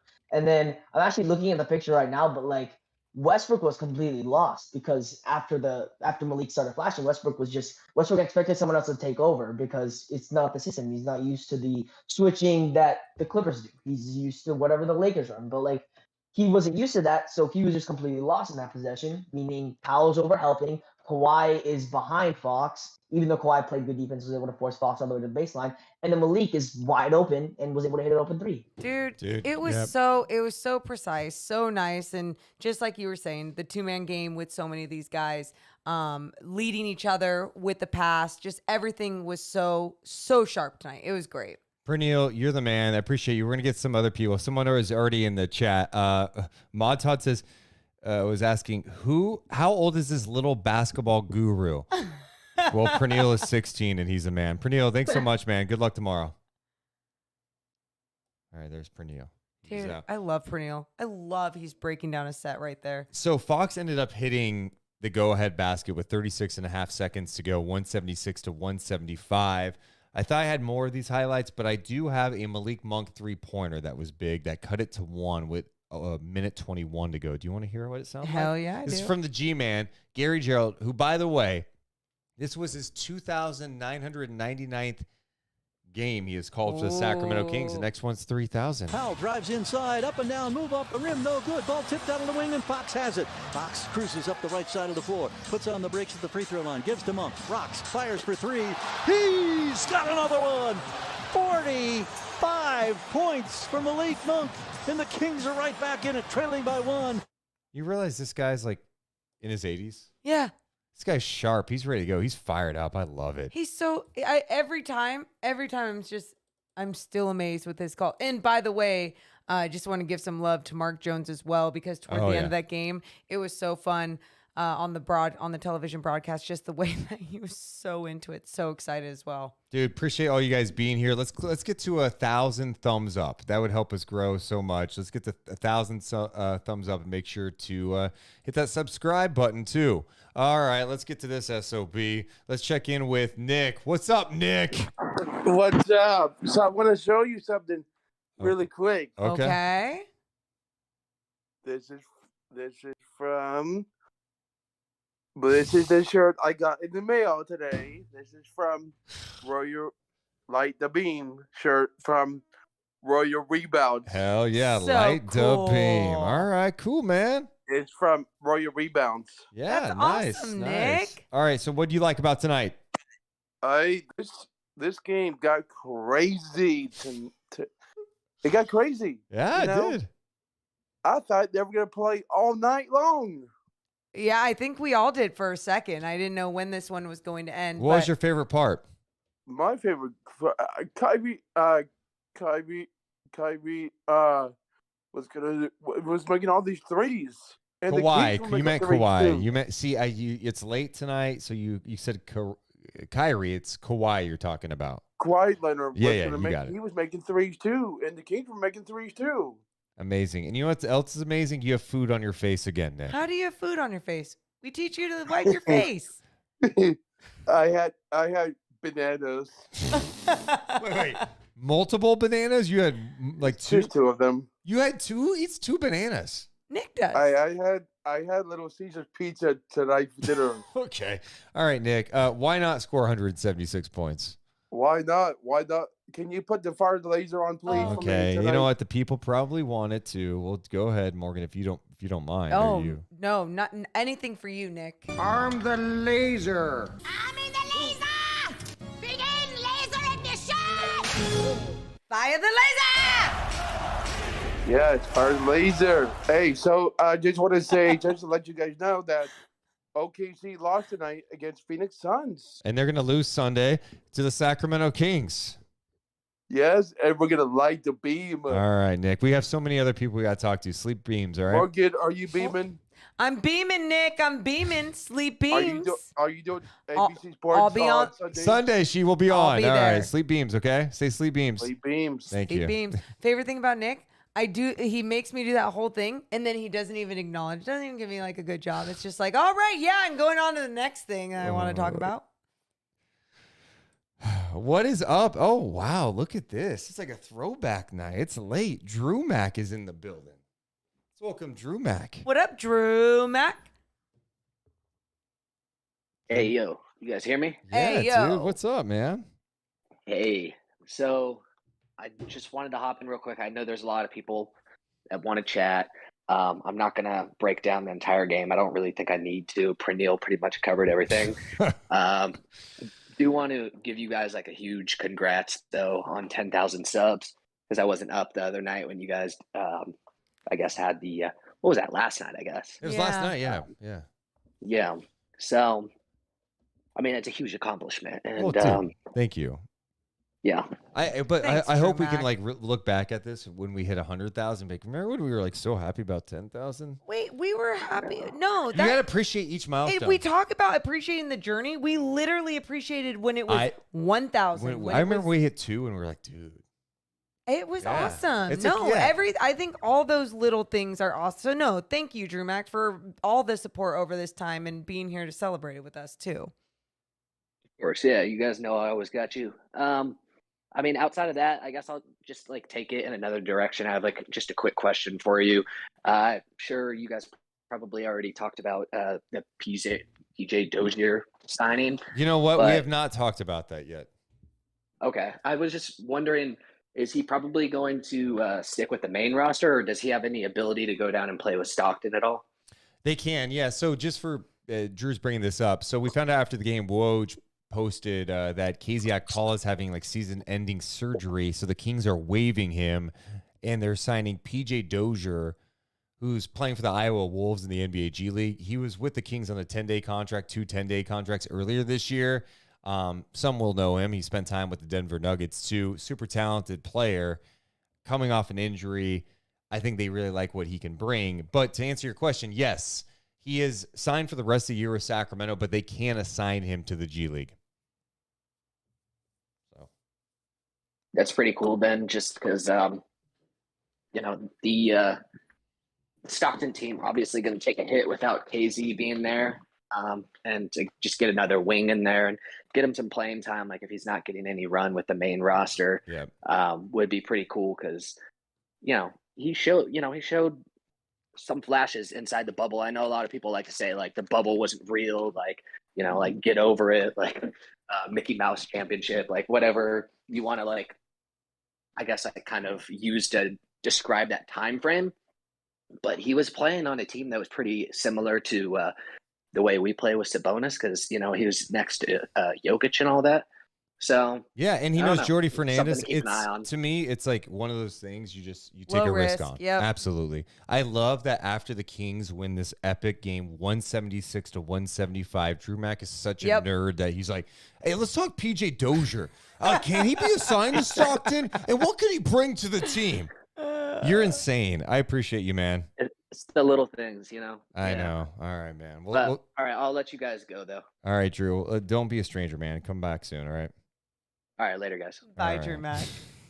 He's great. That's Only great. Kings fans would do that, by the way. There's no other fan base that after a game like this would be like, all right, let's just real fast, so PJ Dozier for a sec. Well, and what I do appreciate and love about it, there's nothing negative about it. He was just like, oh yeah, hey, like there's a game coming up on Sunday. We got to talk about the depth of his bench and what the Kings are planning on doing and what's happening with their roster. Little small changes. Yeah. It doesn't matter. I do like PJ Dozier. To me is like a guy you definitely take a chance on. Like, well, it's especially in this situation. Absolutely. Yeah. Yeah. Jay says, can we acknowledge KZ was not part of the G League team? No, I mean he was. Drew was mentioning him. I mean he did play a few games in Stockton with the G League team, but yes, he wasn't primarily with Stockton this year. Let's check in with Dave. What is up, Dave? What's going on, dude? How you doing? What a game, man!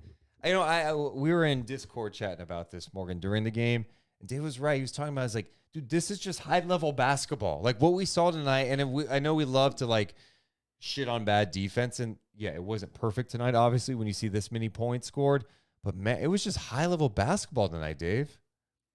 Yeah, it was crazy, and the Kings took the #1 offensive rating in the league and of all time tonight. So that was pretty impressive.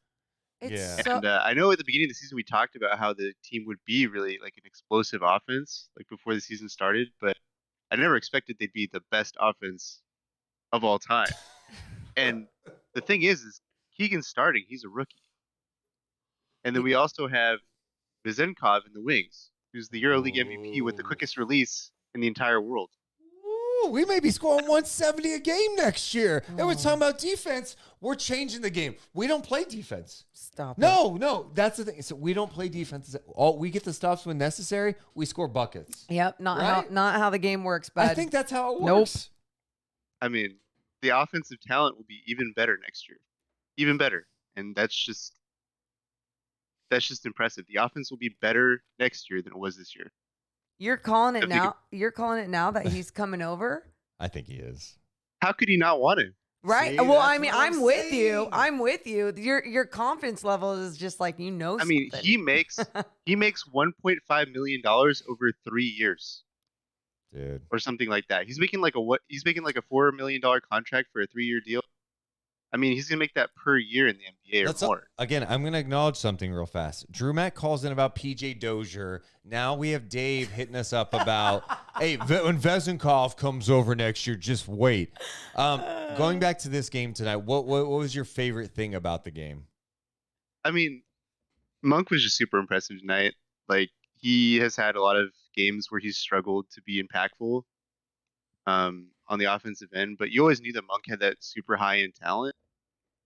Obviously, he was a lottery pick, and he's always seen as like the best player on the Kentucky team with De'Aaron Fox. So he just didn't have the size and wingspan after he measured out, so he kind of fell in the draft. But he's always seen as like the super high premium talent when he was in high school. So I mean, he's just kind of showing what he's made of here in the NBA now. After he got through all the struggles he had when he was younger in Charlotte, exactly, all the drama and personal stuff. Yeah, no, that's true. It's true. It's cool to see, and I do dig the whole Fox and Monk component. I love it. Reuniting after how fun they were at Kentucky. Yeah. Well, hey man, I appreciate you checking in. Yeah, no problem. Have a good night, guys. You too. Bye. There's Dave. Noah Eagle texted me because I texted him earlier. Yeah. Noah Eagle, for those who don't know, he's the radio play-by-play voice for the LA Clippers. Of course, he's a stud, dude. That guy calls NFL games. One of the most talented so and nice. nicest humans. We had him on our daily show today, and I just texted him earlier. I go, insane. He says, bro, I've never seen that and never will. We need a playoff series. Ooh, don't do it. I don't know if I want to play. don't want a playoff series with the Clippers. I do not. Also, appreciate the love. People were congratulating us on the 10,000 sub mark in the chat. Ben says, I love you guys. I'm so happy for you guys getting back at KHK. But there ain't nothing like night chat. It's really you two in your natural element. Yes, just to be completely transparent. What? That's obviously the goal. Like with the show that we do on Sacktown Sports is like, we want it to feel more like this. It's just, you have to deal with breaks and It's just a different. It's a little bit of a different format that we keep pushing everyone to be innovative and like let's mix it up. A great question though from the chat, Morgan, from Cast Digital Media. I'd really love to get your insight on this. Please. Well, does KZ get a ring when the Kings win it all this year? Oh. Is it? Oh. And yes, he would. Yes, he would. But you guys are so stupid. So stupid. So stupid. But it's fun. It's fun. Yes, it's absolutely fun. It's so fun to think about that this team is a playoff team this year. Like, I can confidently say that, right? Or am I just feeling the buzz after tonight? Dude, I mean, you saying that is like extreme. Right. So, I mean, there's still a long way to go. I don't make strong stances if you haven't noticed, people. I know we were just talking about sponsors and stuff and dealing with breaks on our daily show. We have to acknowledge tonight, and we'll get back to more of the chat and more on this game. Shout out to our guy, Sean Stanfield, over at Guaranteed Rate and rate.com/Sean Stanfield. If you're looking to buy a house, this is the guy to hit up. Number one, big Kings fan. So many people have questions about buying a house. Can I even afford it? How do I do that? What do I do? Or if you bought a house before and you are just looking for someone new to help you out, Sean and his team at Guaranteed Rate, they're the perfect people to hit up. So do me a favor, hit him up. He's helped other podcast listeners. We had one podcast listener relocate from back east to Sacramento with Sean's help. So hit him up, rate.com/Sean Stanfield. That's equal housing lender. Subject to credit approval, NMLS ID number 349707, company NMLS ID number 2611, NMLSconsumeraccess.org. Yes, you can hit up at rate.com/Sean Stanfield or 916-276-7563.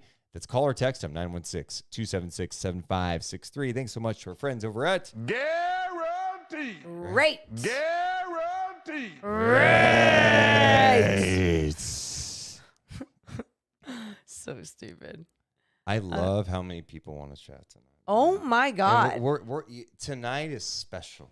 It is. Tonight's one of those nights that we're going to remember for a long time. Shout out to Kevin, by the way, who donated $20. One of the best games I've ever seen being covered by the two best in the biz. Oh. Now that's a Friday night. Cheers to 10,000. Light the beam. Dude, thank you, Kevin. That means a lot. Peyton donates $5 and says, if this is the result of getting finessed into buying my boy Nick some Panda, I'll take it. Light the beam. Wow. Mandy, thank you so much for the $10 donation. as well. You guys are too kind, man. Appreciate you guys supporting us. Truly, this is so fun. I'm so glad that we get to celebrate this year together. We do need to go back to Do you, man? Just do it. we're just hanging out. Yeah, you don't need to tell me. Just do it. Ooh, I just realized I messed something up. Hold on. Guess he's still gonna tell me. Dude, have I What have you been doing? Oh my goodness. You guys on Twitter Spaces have just been listening on just on my phone in the background. I didn't even have it connected to the board. Wow. Dude, That's some I'm so bad sorry. quality shit right there. Yeah, Elizabeth, are you there? I am here. Dude, I've had my phone on for how long have we been on now? An hour and and a 25. half. And no one's alerted me like, hey, Deuce, we just kind of hear you guys in the background. Okay. Oh, well. What's up, Elizabeth? No, it actually sounded fine. You guys didn't sound that bad. Okay, cool. Just can, yeah, no. What's going on, guys? How are you guys tonight? Oh, good. Dude, so good. So I have a little bit of a hot take tonight. I don't know if it's been brought up yet, but I'm ready. Who did a better Keegan Murray impression, Mike Brown or Deuce? Oh. That's I got to know. Yeah, and I'm glad you brought that up because for those who don't know, Mike Brown did a Keegan Murray impersonation tonight before the game. And I don't even know if I want to call it an impersonation. Wow. And if because it was so weak. And, notice we all love Mike Brown right now. Mike Brown's, he's coach of the year, but he's not impersonator of the year. I'm sorry. I'm trying to find the actual clip from earlier tonight. It's such an aggressive take by you, though. What do you mean? Mike Brown can do no wrong. Okay, here, I'm going to play it. Give me a second. I said, I love the you need to confidence, work on your though. ball handling. He goes, what do you mean? I said, every time you dribble the ball, as soon as you take 2 dribbles, you pick it up and you look to pass the ball to Domas or to Foxy. I said, dribble the ball, and if you can go coast to coast and dunk on somebody, do it, or go make a play. He said, well, I do that because Domas is going to pass the ball. No, screw that.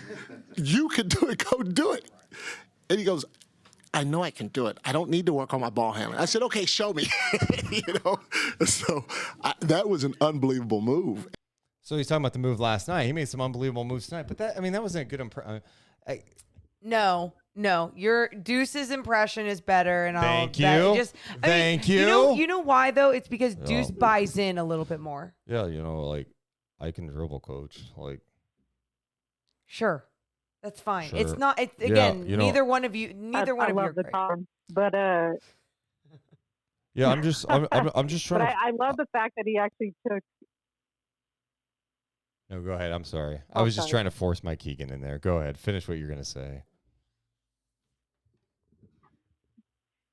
I love the fact that Keegan took his advice before the game and went coast to coast and actually dunked. I mean, that was probably like my favorite moment of the game. And then he just had no expression afterwards. He just kept it calm and cool and just went about his day. Typical Keegan. Just I just went out and dunked the ball, and just here to play basketball, and I'm getting better, and Coach holds me accountable. Really good, Keegan. Really good. So, all right. Well, hey, thanks for checking in. That was fun. Yeah, I'm glad you brought that up. I wanted to play that earlier, so thanks for reminding me too. Okay. Yeah, no problem. You guys have a good night. You too. There's a little delay. There's a delay. There's a little delay on Twitter Spaces tonight. I'm sorry. Yeah, it's not them. It's a delay. Let's check in with our old buddy. E-Biz is in the building. What up, E-Biz? E-Biz. E-Biz. What's up? Oh. Are you driving around? Hey, can you guys hear me? Yes. All right. So look, I watched some of the game off and on, but I ended up going to a comedy club, and I was with my girl, and there's a lot of talking, so I had to have my phone on the table and all that. But that was fucking dope that they won. I'm hella happy about that. And I was in line, and people looked at me crazy. Malik Monk hit that thing with a second left. I started yelling, everybody looking at me crazy. I ain't give a fuck. But to be completely honest, aside from that, real shit for you guys, fuck all of this other shit I'm saying. Y'all motherfuckers got how many people last time I looked, you guys had 990 people watching you guys right now. What the fuck? I remember how you guys are doing all this shit under 1,000 motherfucking subscribers. You guys have over 10,000 fucking subscribers. You guys are doing the motherfucking thing. I am so fucking happy for you. All right? I don't give a fuck what anybody says. I'm so happy for you. And I was that serious when I called up to the radio station to 1140 when I was like, I don't like them. You know why? Because I heard that they treated you guys wrong before. I was like, you know what? Fuck them. Like, I just didn't like them. I didn't give a fuck. All that. But, hey, you guys, I gotta go because I'm following my girlfriend and I got off at the wrong exit. Oh my All God. right? All right, Ebiz, you're the best. You're the best. We love you, Ebiz. Oh, I'd my like God. to congratulate eBiz tonight for setting the all-time record for most F-bombs In one call. on Night Chat. Or on Night Chat. Previous record was, I think, eBiz, and then I think before that it was eBiz, and then Morgan Reagan. Yeah, I'm on the list. Uh, Oh my God. Jay in the chat. Of course, everyone's kind of like enjoying this, and then Jay, who did not like it, was offended with it. Says, so set up. Laughed my ass off. Yeah, we have time today. We set up all these calls in advance. So, hey, Ebiz, thanks for calling in at your scheduled 12:53 time when you're driving in to say all that stuff. I appreciate that. Totally staged. Absolutely. Oh my God. Why would you even read that or care? Because I acknowledge everybody here. That's true. Yeah. That's true. NBA Young Cobe says Ebis was the first caller ever. I was the second. Hell yeah, Young Cobe. Let's check in with Young Jamie. What's up, Jamie? What's up, guys? Just trying to catch you before you fell asleep, man. Yeah, I was actually about to fall asleep. Oh. Well, glad we caught you. What'd Yeah. you think about that game? Dude, I was actually going so crazy. Like, that was amazing. When Monk hit that 3 to go into overtime, and then when their guy, I forgot who it was, almost hit that half-court shot, I was, like, really nervous. Because I thought that, like, they were about to pull off something that, like, Tyreek Evans did when he was on the Kings. You know, he hit a half-court game-winning shot, and I was getting, like, really scared. Man, it was wild. It was just, that's the one thing I love about sports, too. There are moments where, like, Jamie, you're what, 13? I always mess up your age. You're 12 or 13, whatever. I don't care. 13. 13. All right, 13. But, like, I'm a grown person. Oh, I think you're going to say grown man. I'm a grown man. In those moments, I'm jumping up and down. You said you were going to cry after. I was a little emotional after the game when I was talking to Morgan on the phone. I felt like I wanted to cry because I was so happy. But, like, those moments, you just jump up and down. Like Malik Monk's hitting that shot. You're like, are you kidding me? I'm jumping up. Yeah. That's the emotion and the feeling the connection that you can have with sports, and it's really cool. Wait, you guys want to know what I was doing? I was doing what I used to do as a kid, and I would close my eyes when, like, Paul George was at the free throw line, just hoping that somehow by closing my eyes, he was going to miss. And I almost missed the putback that Batum had because I was just barely looking at it. I was like, God damn it. But anyway, it's fun when it can bring those emotions out of you. And Jamie, I hope you may have a chance this year if the Kings can take care of business over the next 23 games for this team to be in the playoffs for the first time in your life. And my dad said that he might call in sick to work so then we can just go to a home playoff game. That is such a good dad. Because his dad said he might? No, no. You know what? He has to. You say, Dad, no. I don't need a might. I need you to guarantee that we are going to a home playoff Yeah, game. cuss at him. That will work, Jamie. No, that's going to get me grounded. Okay. Well, just blame me for it next time, okay? Okay. All right. Well, good. Thanks for staying awake and waiting, man. Good night, guys. All right, Good night, Jamie. Sleep beams. Sleep beams. Morgan, you know I love doing this every once in a while. What do you love doing? It's time for the... No. It's fair. We have to acknowledge it, you know? We don't need to. I don't want my beam to be dimmed. Chad is trying to dim your beam tonight. Chad says... His name's Chad. Like, why are we even talking Chad to this guy? says this. Well, let's enjoy it now, because we probably won't go far in the playoffs LOL. Dude, Chad, you son of a gun. Chad, you understand they haven't made the playoffs in 16 years. Before the season, you didn't think they were going to make the playoffs and be in the top 6. You probably didn't think they were going to be playing. And they have a chance now to be in the number 2 seed, potentially. Can you just, for this moment, just enjoy the ride? Who cares about that? Let's just get there first. You sick son of a... You can say, I mean, so many F-bombs have been dropped, you sick son of a bitch. But truly, though, Chad. What a, they get the chat saying, what a Chad. No, it's just, the thing is, I was going to be so happy with just the play-in this year in the beginning of the season because my expectations were low. How are you supposed to go from really shitty basketball to being a top 3 team in the Western Conference? And they're doing it. And they're doing it where it's going to actually be sustainable and something they can grow off of each year. So, like, who gives a damn where they go and if they can even make it to the second round of playoffs? This team is most likely a playoff team this year. Just enjoy it. Enjoy the ride. Hey, Mike Brown, what do you think of De'Aaron Fox in this game? Malik. And Malik was unbelievable. Okay. The shot that he hit to send the game in overtime, first of all, I got to give kudos to Jay Triano. It was a heck of a play. Jay's our offensive coordinator, and in situations like that, while I'm coaching, just like Jordy's our defensive coordinator, those guys have carte blanche to do what they need to do to tell the team whatever specific situation we're in, go ahead and execute it. And I told Jay, get ready for a 3, and he drew up a hell of a play. And you know, the guys executed it, and Malik hit a big-time shot.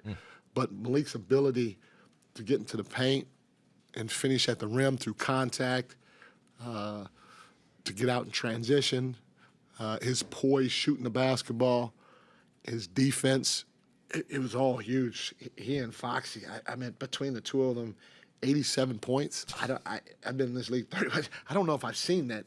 Maybe I have, but that is remarkable. It was absolutely remarkable. And I thought I had the clip of him talking about De'Aaron Fox too, but I can get to that. That was him talking about Malik and Fox. But yeah, that was really impressive. Here's what he had to say about De'Aaron Fox after the game. Foxy, he was unbelievable. He was unbelievable from the standpoint that we were down, I don't know, it seemed like we were down 20, but it might only been 10, 9, I don't even know what we were. 14. We were down 14.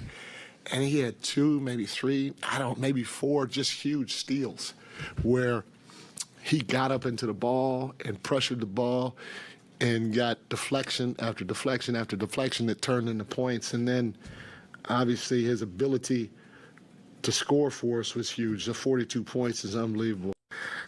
I love when coaches, like NBA coaches, are at a loss. Like, he's unbelievable. Like, what? Honestly, that's how I felt early on, even when we started this podcast. It was like, where do we start with this game? And even talking about individuals, thinking about how Mike Brown's like trying to break down that many minutes of De'Aaron Fox's game from start to finish. You know, it's not like they had this terrible beginning of a game like they've had so many times this season, whether it was just on the defensive end or both ends of the floor. This game just was close throughout. It was 40-40 after one. After one. At the half, it was 80-76. Yep. Oh, my goodness. And then at the end of the fourth, what was it? 153-153? Think about that, dude. First time in NBA history, a overtime game was 150 or plus. Yeah. So end of third is 117-110, and then 153-153. At the end of overtime, 164-164, and then Kings win 176-175. I'm sorry, first game ever to go to OT tied at 150 or more. Special stuff, man. Yep. What's up, old man? Trevor.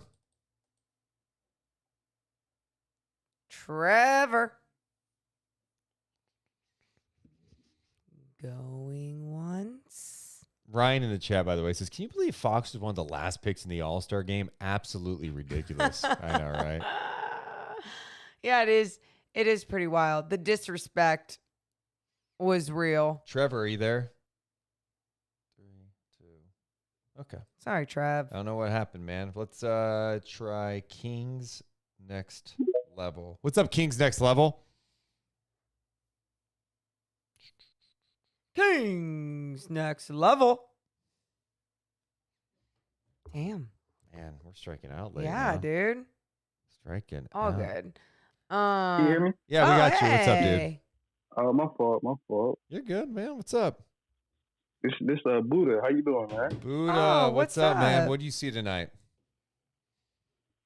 Man, I seen greatness. I seen greatness out of this team, man.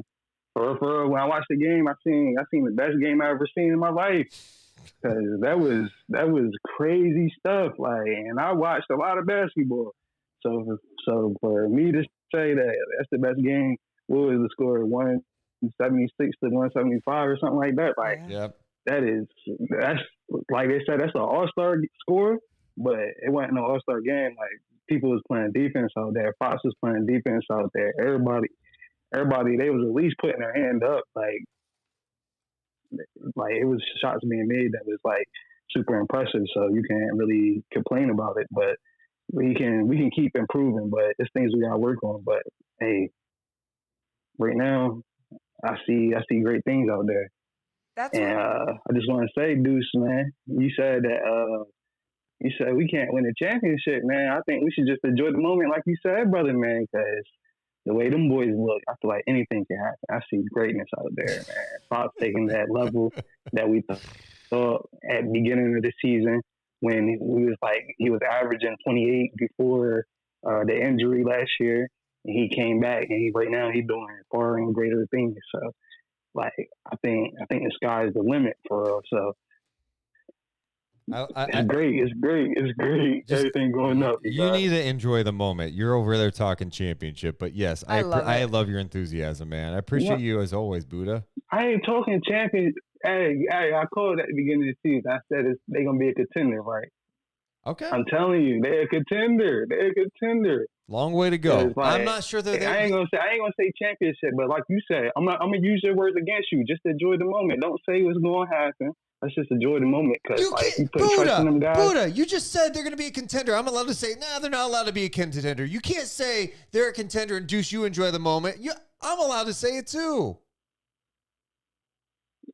You just mix me up. You dice me up. Okay, it's all good, man. All right, man. I'll talk to you soon, all right? All right, good talking to you, man. Go Kings. Appreciate Bye, it. Buddha. Brooke brought up something hilarious in the chat. That Fox and Monk, they combined for 87 points tonight. The Nets scored 87 points as a team tonight. Fox and Monk had 87 combined. The Nets scored 87 in a loss to the Bulls, 131 to 87. What's crazy about that, the Nets were 30 of 81 shooting in the game. Fox and Monk were 32 of 51 shooting tonight. Wow. The Nets were 12 of 44 from 3. Monk and Fox combined for 8 of 16. That is wild. What? And that's why, I mean, talk about enjoying the moment. That's why what a fun game to witness for so many people tonight, right? If you kept that game on, like I was in my family chat, there's a few of us watching it, and it was just, I mean, obviously, but it was just like the amount of times we're just like, holy shit. Oh my God. Monk. Did you see what he just did? Yeah, really cool. So awesome. Do you have more to say? No. What? I was just going to say too, with Buddha and just thinking anything about championship or anything in his mind going there. It's funny because it's like, well, if you really want to be realistic and not just be prisoner of the moment, you go, the Kings aren't going to be playing defense like that in a 7-game series. It's sustainably, right? Yeah. Like unless it somehow night and day became after All-Star break, just changed into this elite defense. But it just depends on matchups. Sure, the Kings exactly. potentially, if they make the playoffs, depending on who they go up against, exactly, could get out of the first round. But they're not contenders. And that's okay. Like, me saying that's not a shot, They're not there yet. This is part of the journey, man. I'm not even there saying that they could get out of the first round right now. And that's more going to experience and what their defense is. But let's go to Fox Believer plus Murray Supporter. My favorite name on here. What's up, man?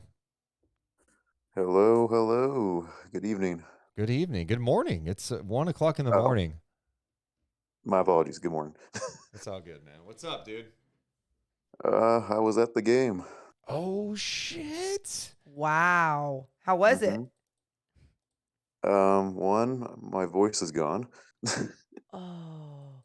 And Two, that was the greatest game I have ever been to in my life. I mean, it's one of the greatest NBA regular season games in history, probably. I mean, when you just think of the back and forth, the offensive output, the star power, it was pretty ridiculous tonight, and you got to witness it in person. There were light the beam chants again after the game at crypto.com. Yeah, no, there was light the beam chants. And a whole bunch of it was crazy too because I mean it was just a back and forth game like you were saying. Then like just the comeback that they had at the end of the fourth quarter was crazy because that was when Monk hit that shot to tie the game in the fourth quarter, correct? Yeah. Okay. Yeah. Immediately as soon as that happened, like 5 Kings fans just started coming from behind me and just started celebrating with me. That was like the craziest thing I have ever been a part of. And go ahead. Yeah. I was going to say, it seemed like a lot of fans, like even just when I was hearing from the television broadcast Clippers fans and everyone, anytime Monk was doing anything, it was, like everyone was just so in awe. It was one of those games. Yeah, it just captured everyone's attention. Like, even if you're a Clippers fan, you're going, I'm seeing something crazy right now. I mean, you just don't see games like this. The game's been around for a long time. There was a stretch we saw crazy high scoring in the NBA, and we're starting to get back to that now in like the modern game. To see 2 teams score 170 plus and points. Like that. Dude. Yeah, dude, I'm so glad you got to be there, man. I appreciate you checking in too. Yeah, no problem. You guys have a good night. Light the beam. My best friend is a Clippers fan, and he was stressing all night too. He was sitting right next to me. That is rough. I'm glad you got this one. Shout out to Chris Watkins here, by the way. He says, imagine if that game was on ESPN tonight. Yeah, they had, what was the game instead that they had tonight? Oh, they had Suns and OKC, and SGA didn't play. Yep. Yeah, I mean, I heard tonight from someone that the Kings are going to get another national TV game. But I'm going, dude, this is a big opportunity they could have had tonight. One, the game's in LA.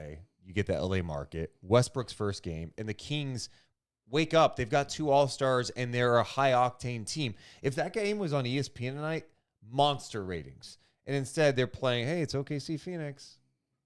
Yep. That's fun. Well, yeah. And I mean, it's not like Kevin Durant's playing it, you know? And so that's just one of the things where, and maybe that's where they're afraid to flex that game because they're like, oh, just in case. But I don't know. Morgan, I don't do this often. What? On night chats. It's been a while. But? It's tinkle time. Do you have a song? Yes, I just drank a beer, man. You can't hold it in? No. Wow, okay. Do you have a song? Go ahead. I sing a song about pee every time we're on the Daily Show, but like he can hear me. I don't want him to hear my song about pee. It's for me and Christopher Laud. Oh, that's a good one, Kings. When I find myself in times of discomfort, the toilet is calling me, whispering words like tinkle, let it pee, let it pee, let it pee, let it pee, let it pee. So stupid. Please make it. Oh, of course, Chad. Of course, it's your dumbass saying, please make it stop. You shut your mouth, Chad. God damn it. Couple things What? real fast. Couple things. Ew. What? Morgan, your ability just on the fly to come up with a song like that was really impressive. Next thing I need to mention. Yeah. Did you say something about Chad? Yeah, Chad's being a dick. Hey, Chad. You are a son of a.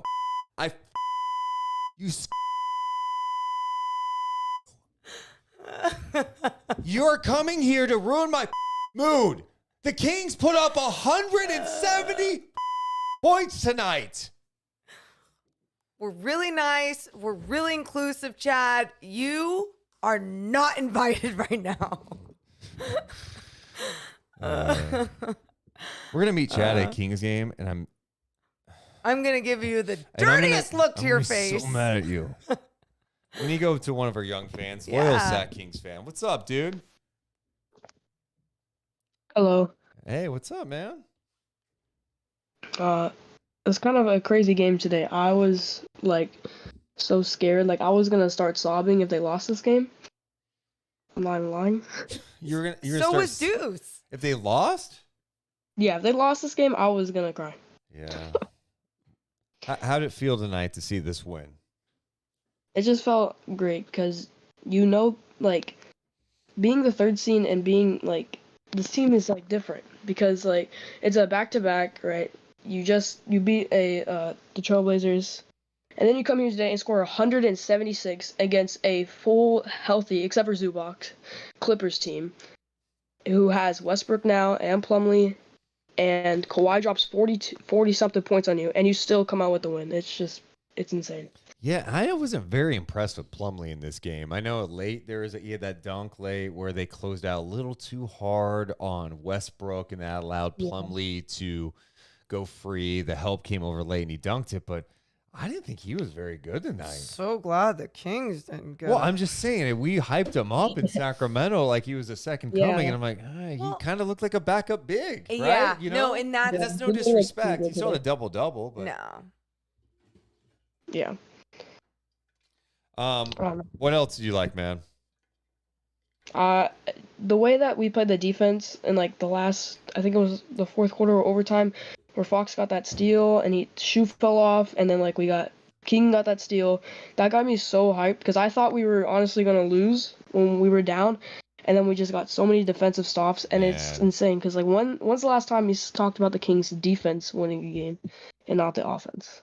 See that? The shoe coming off for Fox. Yeah. Crazy. Yeah. Yeah. No, it's so great. It's so great that, just like you said, that we're talking about the big defensive plays, all the steals, the effort on that end of the floor by the Kings that really rallied them through some of those tough times to get this win. Yeah, they really like wanted to win the game. All right, man. Well, I appreciate you staying up. You're probably not even supposed to be up this late. Oh, no, it's fine. Is it really fine? Like, would you get in trouble right now if your parents walked in? Depends how mad they are. Okay. Oh, yeah, nice, okay. nice, All yeah. right, man. All right, get some sleep, all right? All right. All right, Sleep beams. Sleep beams, man. Sleep beams. Sleep beams. It's totally going to be our next shirt. I also noticed that we are just 11 away from 1,000 thumbs up. Let's get there. Thank you to Curtis for the super chats, who says, I'm stoned plus blitz plus Kangs equals b-ball orgasm. That's pretty funny. They got Morgan. That's so stupid. It's so great. It's a great one. Oh, man. What's up, Kess? Hi. It's like 3 a.m. where I am, so I'll kind of keep it short. Where are you? I'm like by Chicago. Hey, Kess, no disrespect, man, but like it's 1 o'clock here. We're all up late, so you know what? You're not gonna make me feel bad because you're up till 3. I've been in school, so I've been sleeping at normal hours. So this is tough. But you know what? Yeah. You just on a night like this, you don't want to go to bed. Yeah. Right? You want to just talk Screw about what we bed. just witnessed. A That's the thing. 176, 175 win. The Kings played That's like so dogs true. tonight.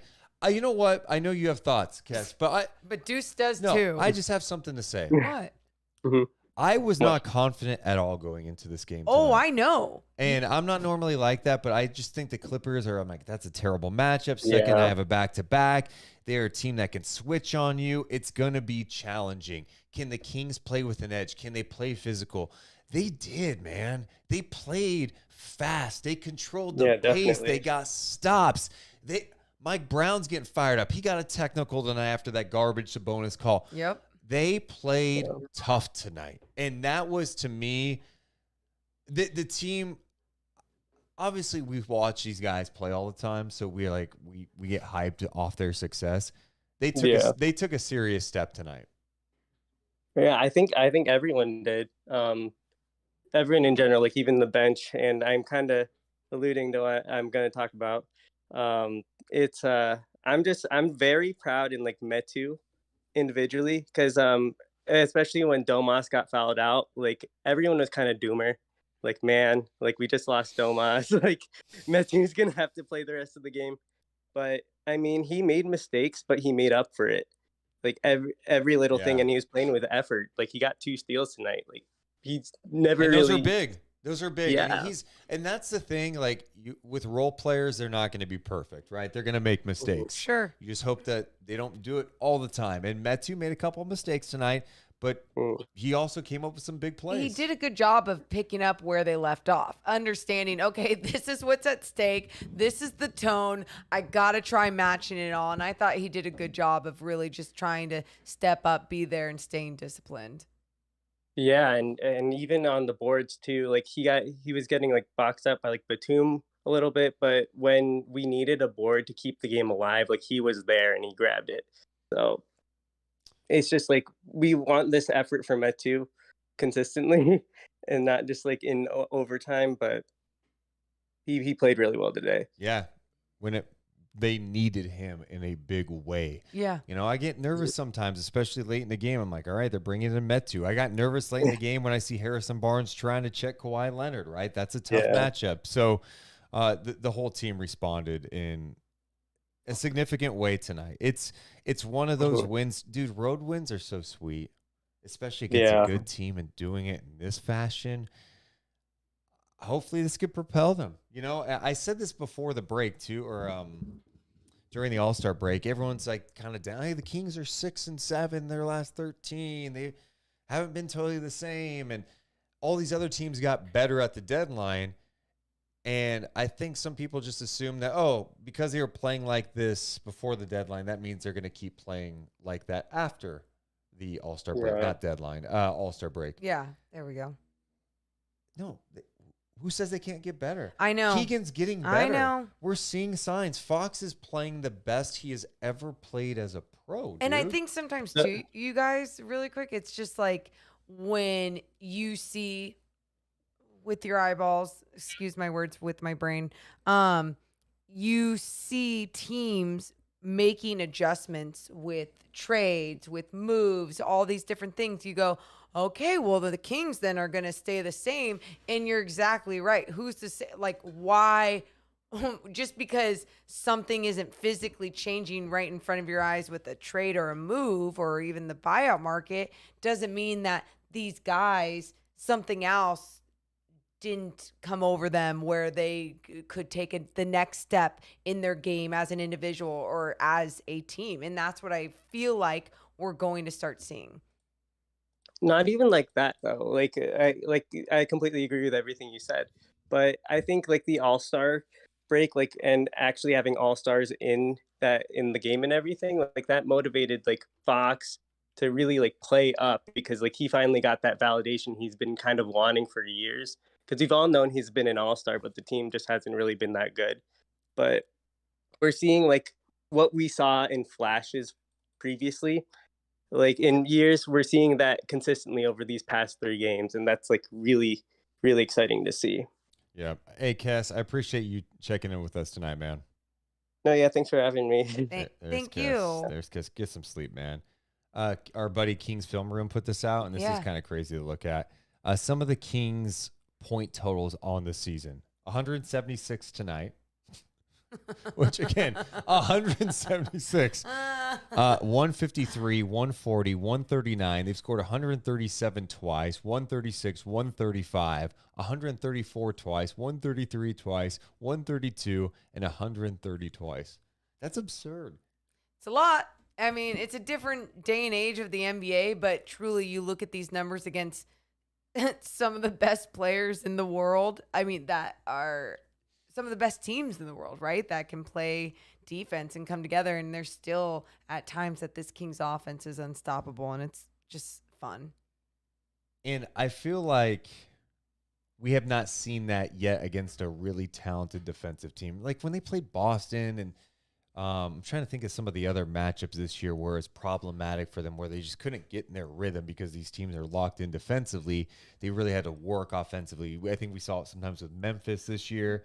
Yeah, I thought this was a big test. It was. And I mean, we saw some of these, like against Milwaukee. Yeah. They played well and they didn't pull out the win, but it was fun seeing them be able to play well, right? Like that's like, oh man, they're competitive. They can grow off this. I didn't expect the growth to happen so quickly, to happen after the All-Star break, or, even maybe, I'll say after the All-Star break. It might be a little bit prisoner of the moment right now, but you do have to recognize what you just witnessed. Let's check in with no Oreo cookie. Oh. That would suck to have not have an Oreo cookie. Okay. Morgan just no selling at this point of the hour because it's 1:30 in the morning. I get it. Cookie Man, are you there? You've been waiting. No more Oreo cookie. All right, muted himself. Let's while we wait. Are you there, Oreo? Still no? Okay. Mark David, are you there? Okay. Mark David, are you there? I'm here. Can you hear me? Oh yeah, I can, but you are you there? I'm here. Can you hear me? You gotta mute your computer, please. There you go. Do you mute your computer, Mark? Yeah, it's now muted. Okay. There we go. Good. Okay. How are you guys? We're so good. You know What's what? up? You know what? I'm listening like halfway around the world. Where are you at? Manila, Philippines. Shout out Philippines. Hey. We know the Philippines loves basketball. And I have a sister right there in Sacramento, so that's why I'm a Kings fan. That's cool, that's man. So cool.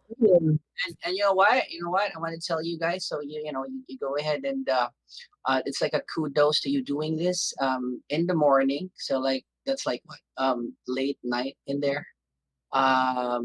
When I drive, I tune into Deuce and Mo. Oh, I appreciate thank that, you. man.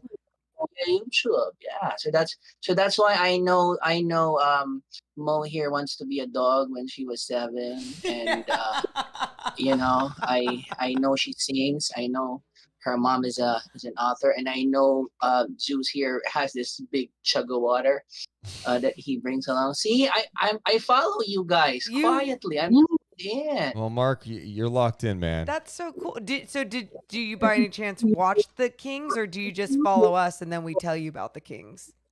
You know what? I did watch the game over my league pass earlier, but sometimes I get confused if I'm still a Kings fan or if I'm your fan. I think I'm more of a fan of Deuce and Mo rather than Kings. Hell yeah, let's go.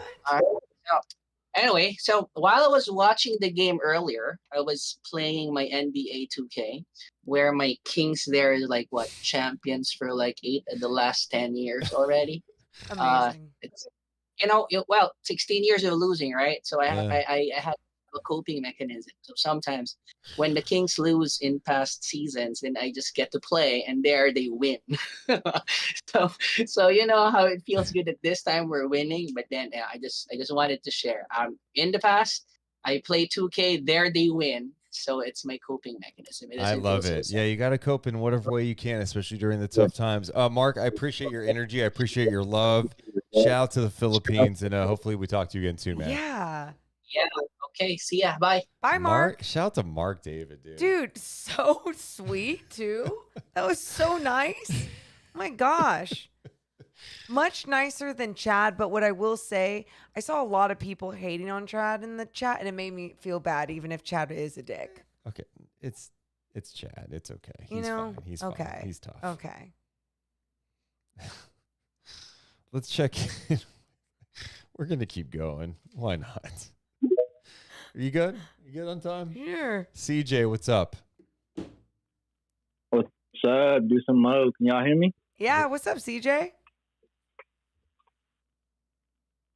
What's up, y'all? Hey, what's up, dude? Hey, so can you guys hear me okay? Yes. CJ. All right. Yeah. All right, I'm gonna just go ahead with my take anyway. Okay.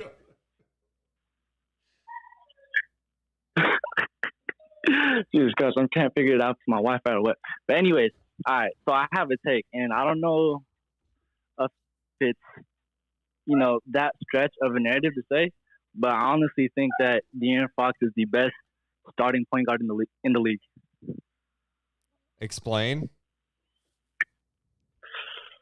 Or not best starting point guard. I mean the best two-way starting point guard in the league. Okay. That's what I meant to say. Okay. I mean, why do you say that? Just because, honestly, 5 steals tonight. We've seen him in Kentucky. He would pick up 94 feet. And then he had a lot of potential his first year, but Mike Brown got him playing really great defense. And these past couple games, we've really seen it.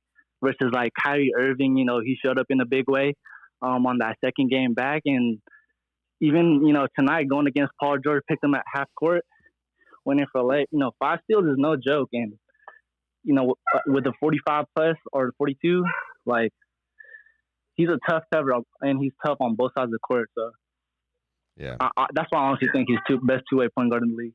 CJ, appreciate it, man. Yeah, there's a weird delay with Twitter Spaces tonight, so I apologize. I don't know what's happening with that, so that's why it was a little awkward at first with CJ. Yeah, I mean, look, I think the biggest thing we talk about, if you're talking about, hey, he's the best two-way point guard in the league, you gotta do it for longer. That's what. No, I'm definitely with you, and that's why when he says that, I'm like, I couldn't debate a whole bunch of two-way point guards that right now in this moment, like, I'd have to just use my brain and go look a little harder. And it's become so positionless at times in this day and age of the NBA, like, who else would be considered a two-way point guard? And are you talking pure point guard? What are we defining as this all? So yeah, no, I'm totally with you. You got to string more seasons together to be considered that. Man. But I like the positivity. I appreciate it all. Well, next up for the Kings, what's wild, the next 3 games. So now they continue this road trip with 2 games back-to-back against Oklahoma City. That starts on Sunday. It's Sunday and Tuesday, right, for those games? Yep. Sunday and Tuesday. And then Friday night, Golden One Center, rematch with the Clippers. Can you believe that? Clipper sandwich. Yeah. And, hey, you get this. It was significant, too, because now was your second win against the Clippers, too. And, by the way, they are behind you in the standings. And update the standings tonight. Clippers dropped to 5th. And now they are 2.5 behind the Sacramento Kings. There you go. It's a big swing. It was a swing game. They could have been a half game back tonight. And that's why all these games, what's so fun about these games, they're all important. Every single one of them. So you're playing for something. There's so many teams just clumped up in the Western Conference. I love it. Dude, we've seen a lot of games over the years, a lot of pain over the years with the Kings. Tonight was special. And when you think about how fun this team has been this year, to see how it's coming together and to see the growth in this spot, and even the stuff we played at the beginning with Fox and Sabonis, we're like, yeah, we don't give an F about anybody Fox else. and Monk. What'd I say? Fox and Sabonis. I'm tired. Fox and Monk. I'm like, I can't picture Sabonis being No. like, yeah, we don't give a fuck. Oh, God, could you imagine if Sabonis did that? I would love it. No, but that attitude, like, I think there's so many reasons why this team is clicking. It's obviously talent, Fox taking a step, Sabonis, them bringing out the best in each other. But I think having Monk back with Fox is such a helpful thing for both of those guys. There's a comfort there. And you see it on the floor. You see it in the post-game press conferences. Tonight, I'm going to remember that clip with De'Aaron Fox and Malik Monk for a long time. Same. Because that was a night where they felt like they arrived. And when you have that type of confidence, and it's not cockiness. It's authentic, genuine confidence. It's a belief in yourself that, yeah, we are putting in the work. We are getting better. And we just did something special tonight. And they did. And they did. I'm going to frame this box. I mean, Morgan, 176 points. You're tired. Okay. You're feeling a high off of that game. So, and as you should, and as everyone truly should. I mean, like we keep saying, enjoy the ride, enjoy the come up, because there's going to be a time where you're like, that's expected. It shouldn't have gone to double overtime. No, this shit's special right now. Enjoy it. We should mention a couple of more super chats tonight. Appreciate Curtis donating $2. Peyton dropping $5. Defense is 4 teams who can't drop 146 points on the road. We don't need that weak shit. Hold this beam, LA. That's funny. Defense for teams who can't drop 176. JLM donated $5. Chad smirks at Sarah McLaughlin's sad dog commercials. You evil MF. Okay. Big John donates $5. Can you all tell someone I'm in the organization to sell us a coffee book with all the defensive player of the game and locker room picks for the year? That's a great idea. Dude, I would totally That's a great idea. have that as a coffee table book. Yeah. There we go. Is it Tay or Ty Smith? What's the confidence level in a 7-game series against the Clippers after seeing this? I'm not confident, Nah, but man, just being realistic. It's different. Yeah. Playoffs are different. And they have the experience. A ton of experience. Kawhi Leonard looked like the best player in the league tonight. Mm-hmm. Scary. I don't want to see him in the playoffs. Man, what a ride it's been tonight. Number one, thank you everyone for being here tonight. Shout out to everyone who made it possible to, one, help us set a new night chat record with viewership. Thank you. Shout out to getting to over 1,000 thumbs up in the YouTube chat. Wow. Yeah. Oh my gosh. So it's like the Kings had a historic night and we kind of had a historic night on night chat. We made history tonight because of you. So make sure you Thank hit you, that guys. subscribe button as well. We'll be back live again Sunday night. Let's go. Kings and OKC. Appreciate you guys being here tonight. We love you guys, but we got to go. You all have a wonderful rest of your night. Sleep beams, people. See ya. Deuce and Mo, Deuce and Mo, Deuce and Mo. They tell you what they know. Deuce and Mo, Deuce and Mo, Deuce and Mo. The podcast that you know.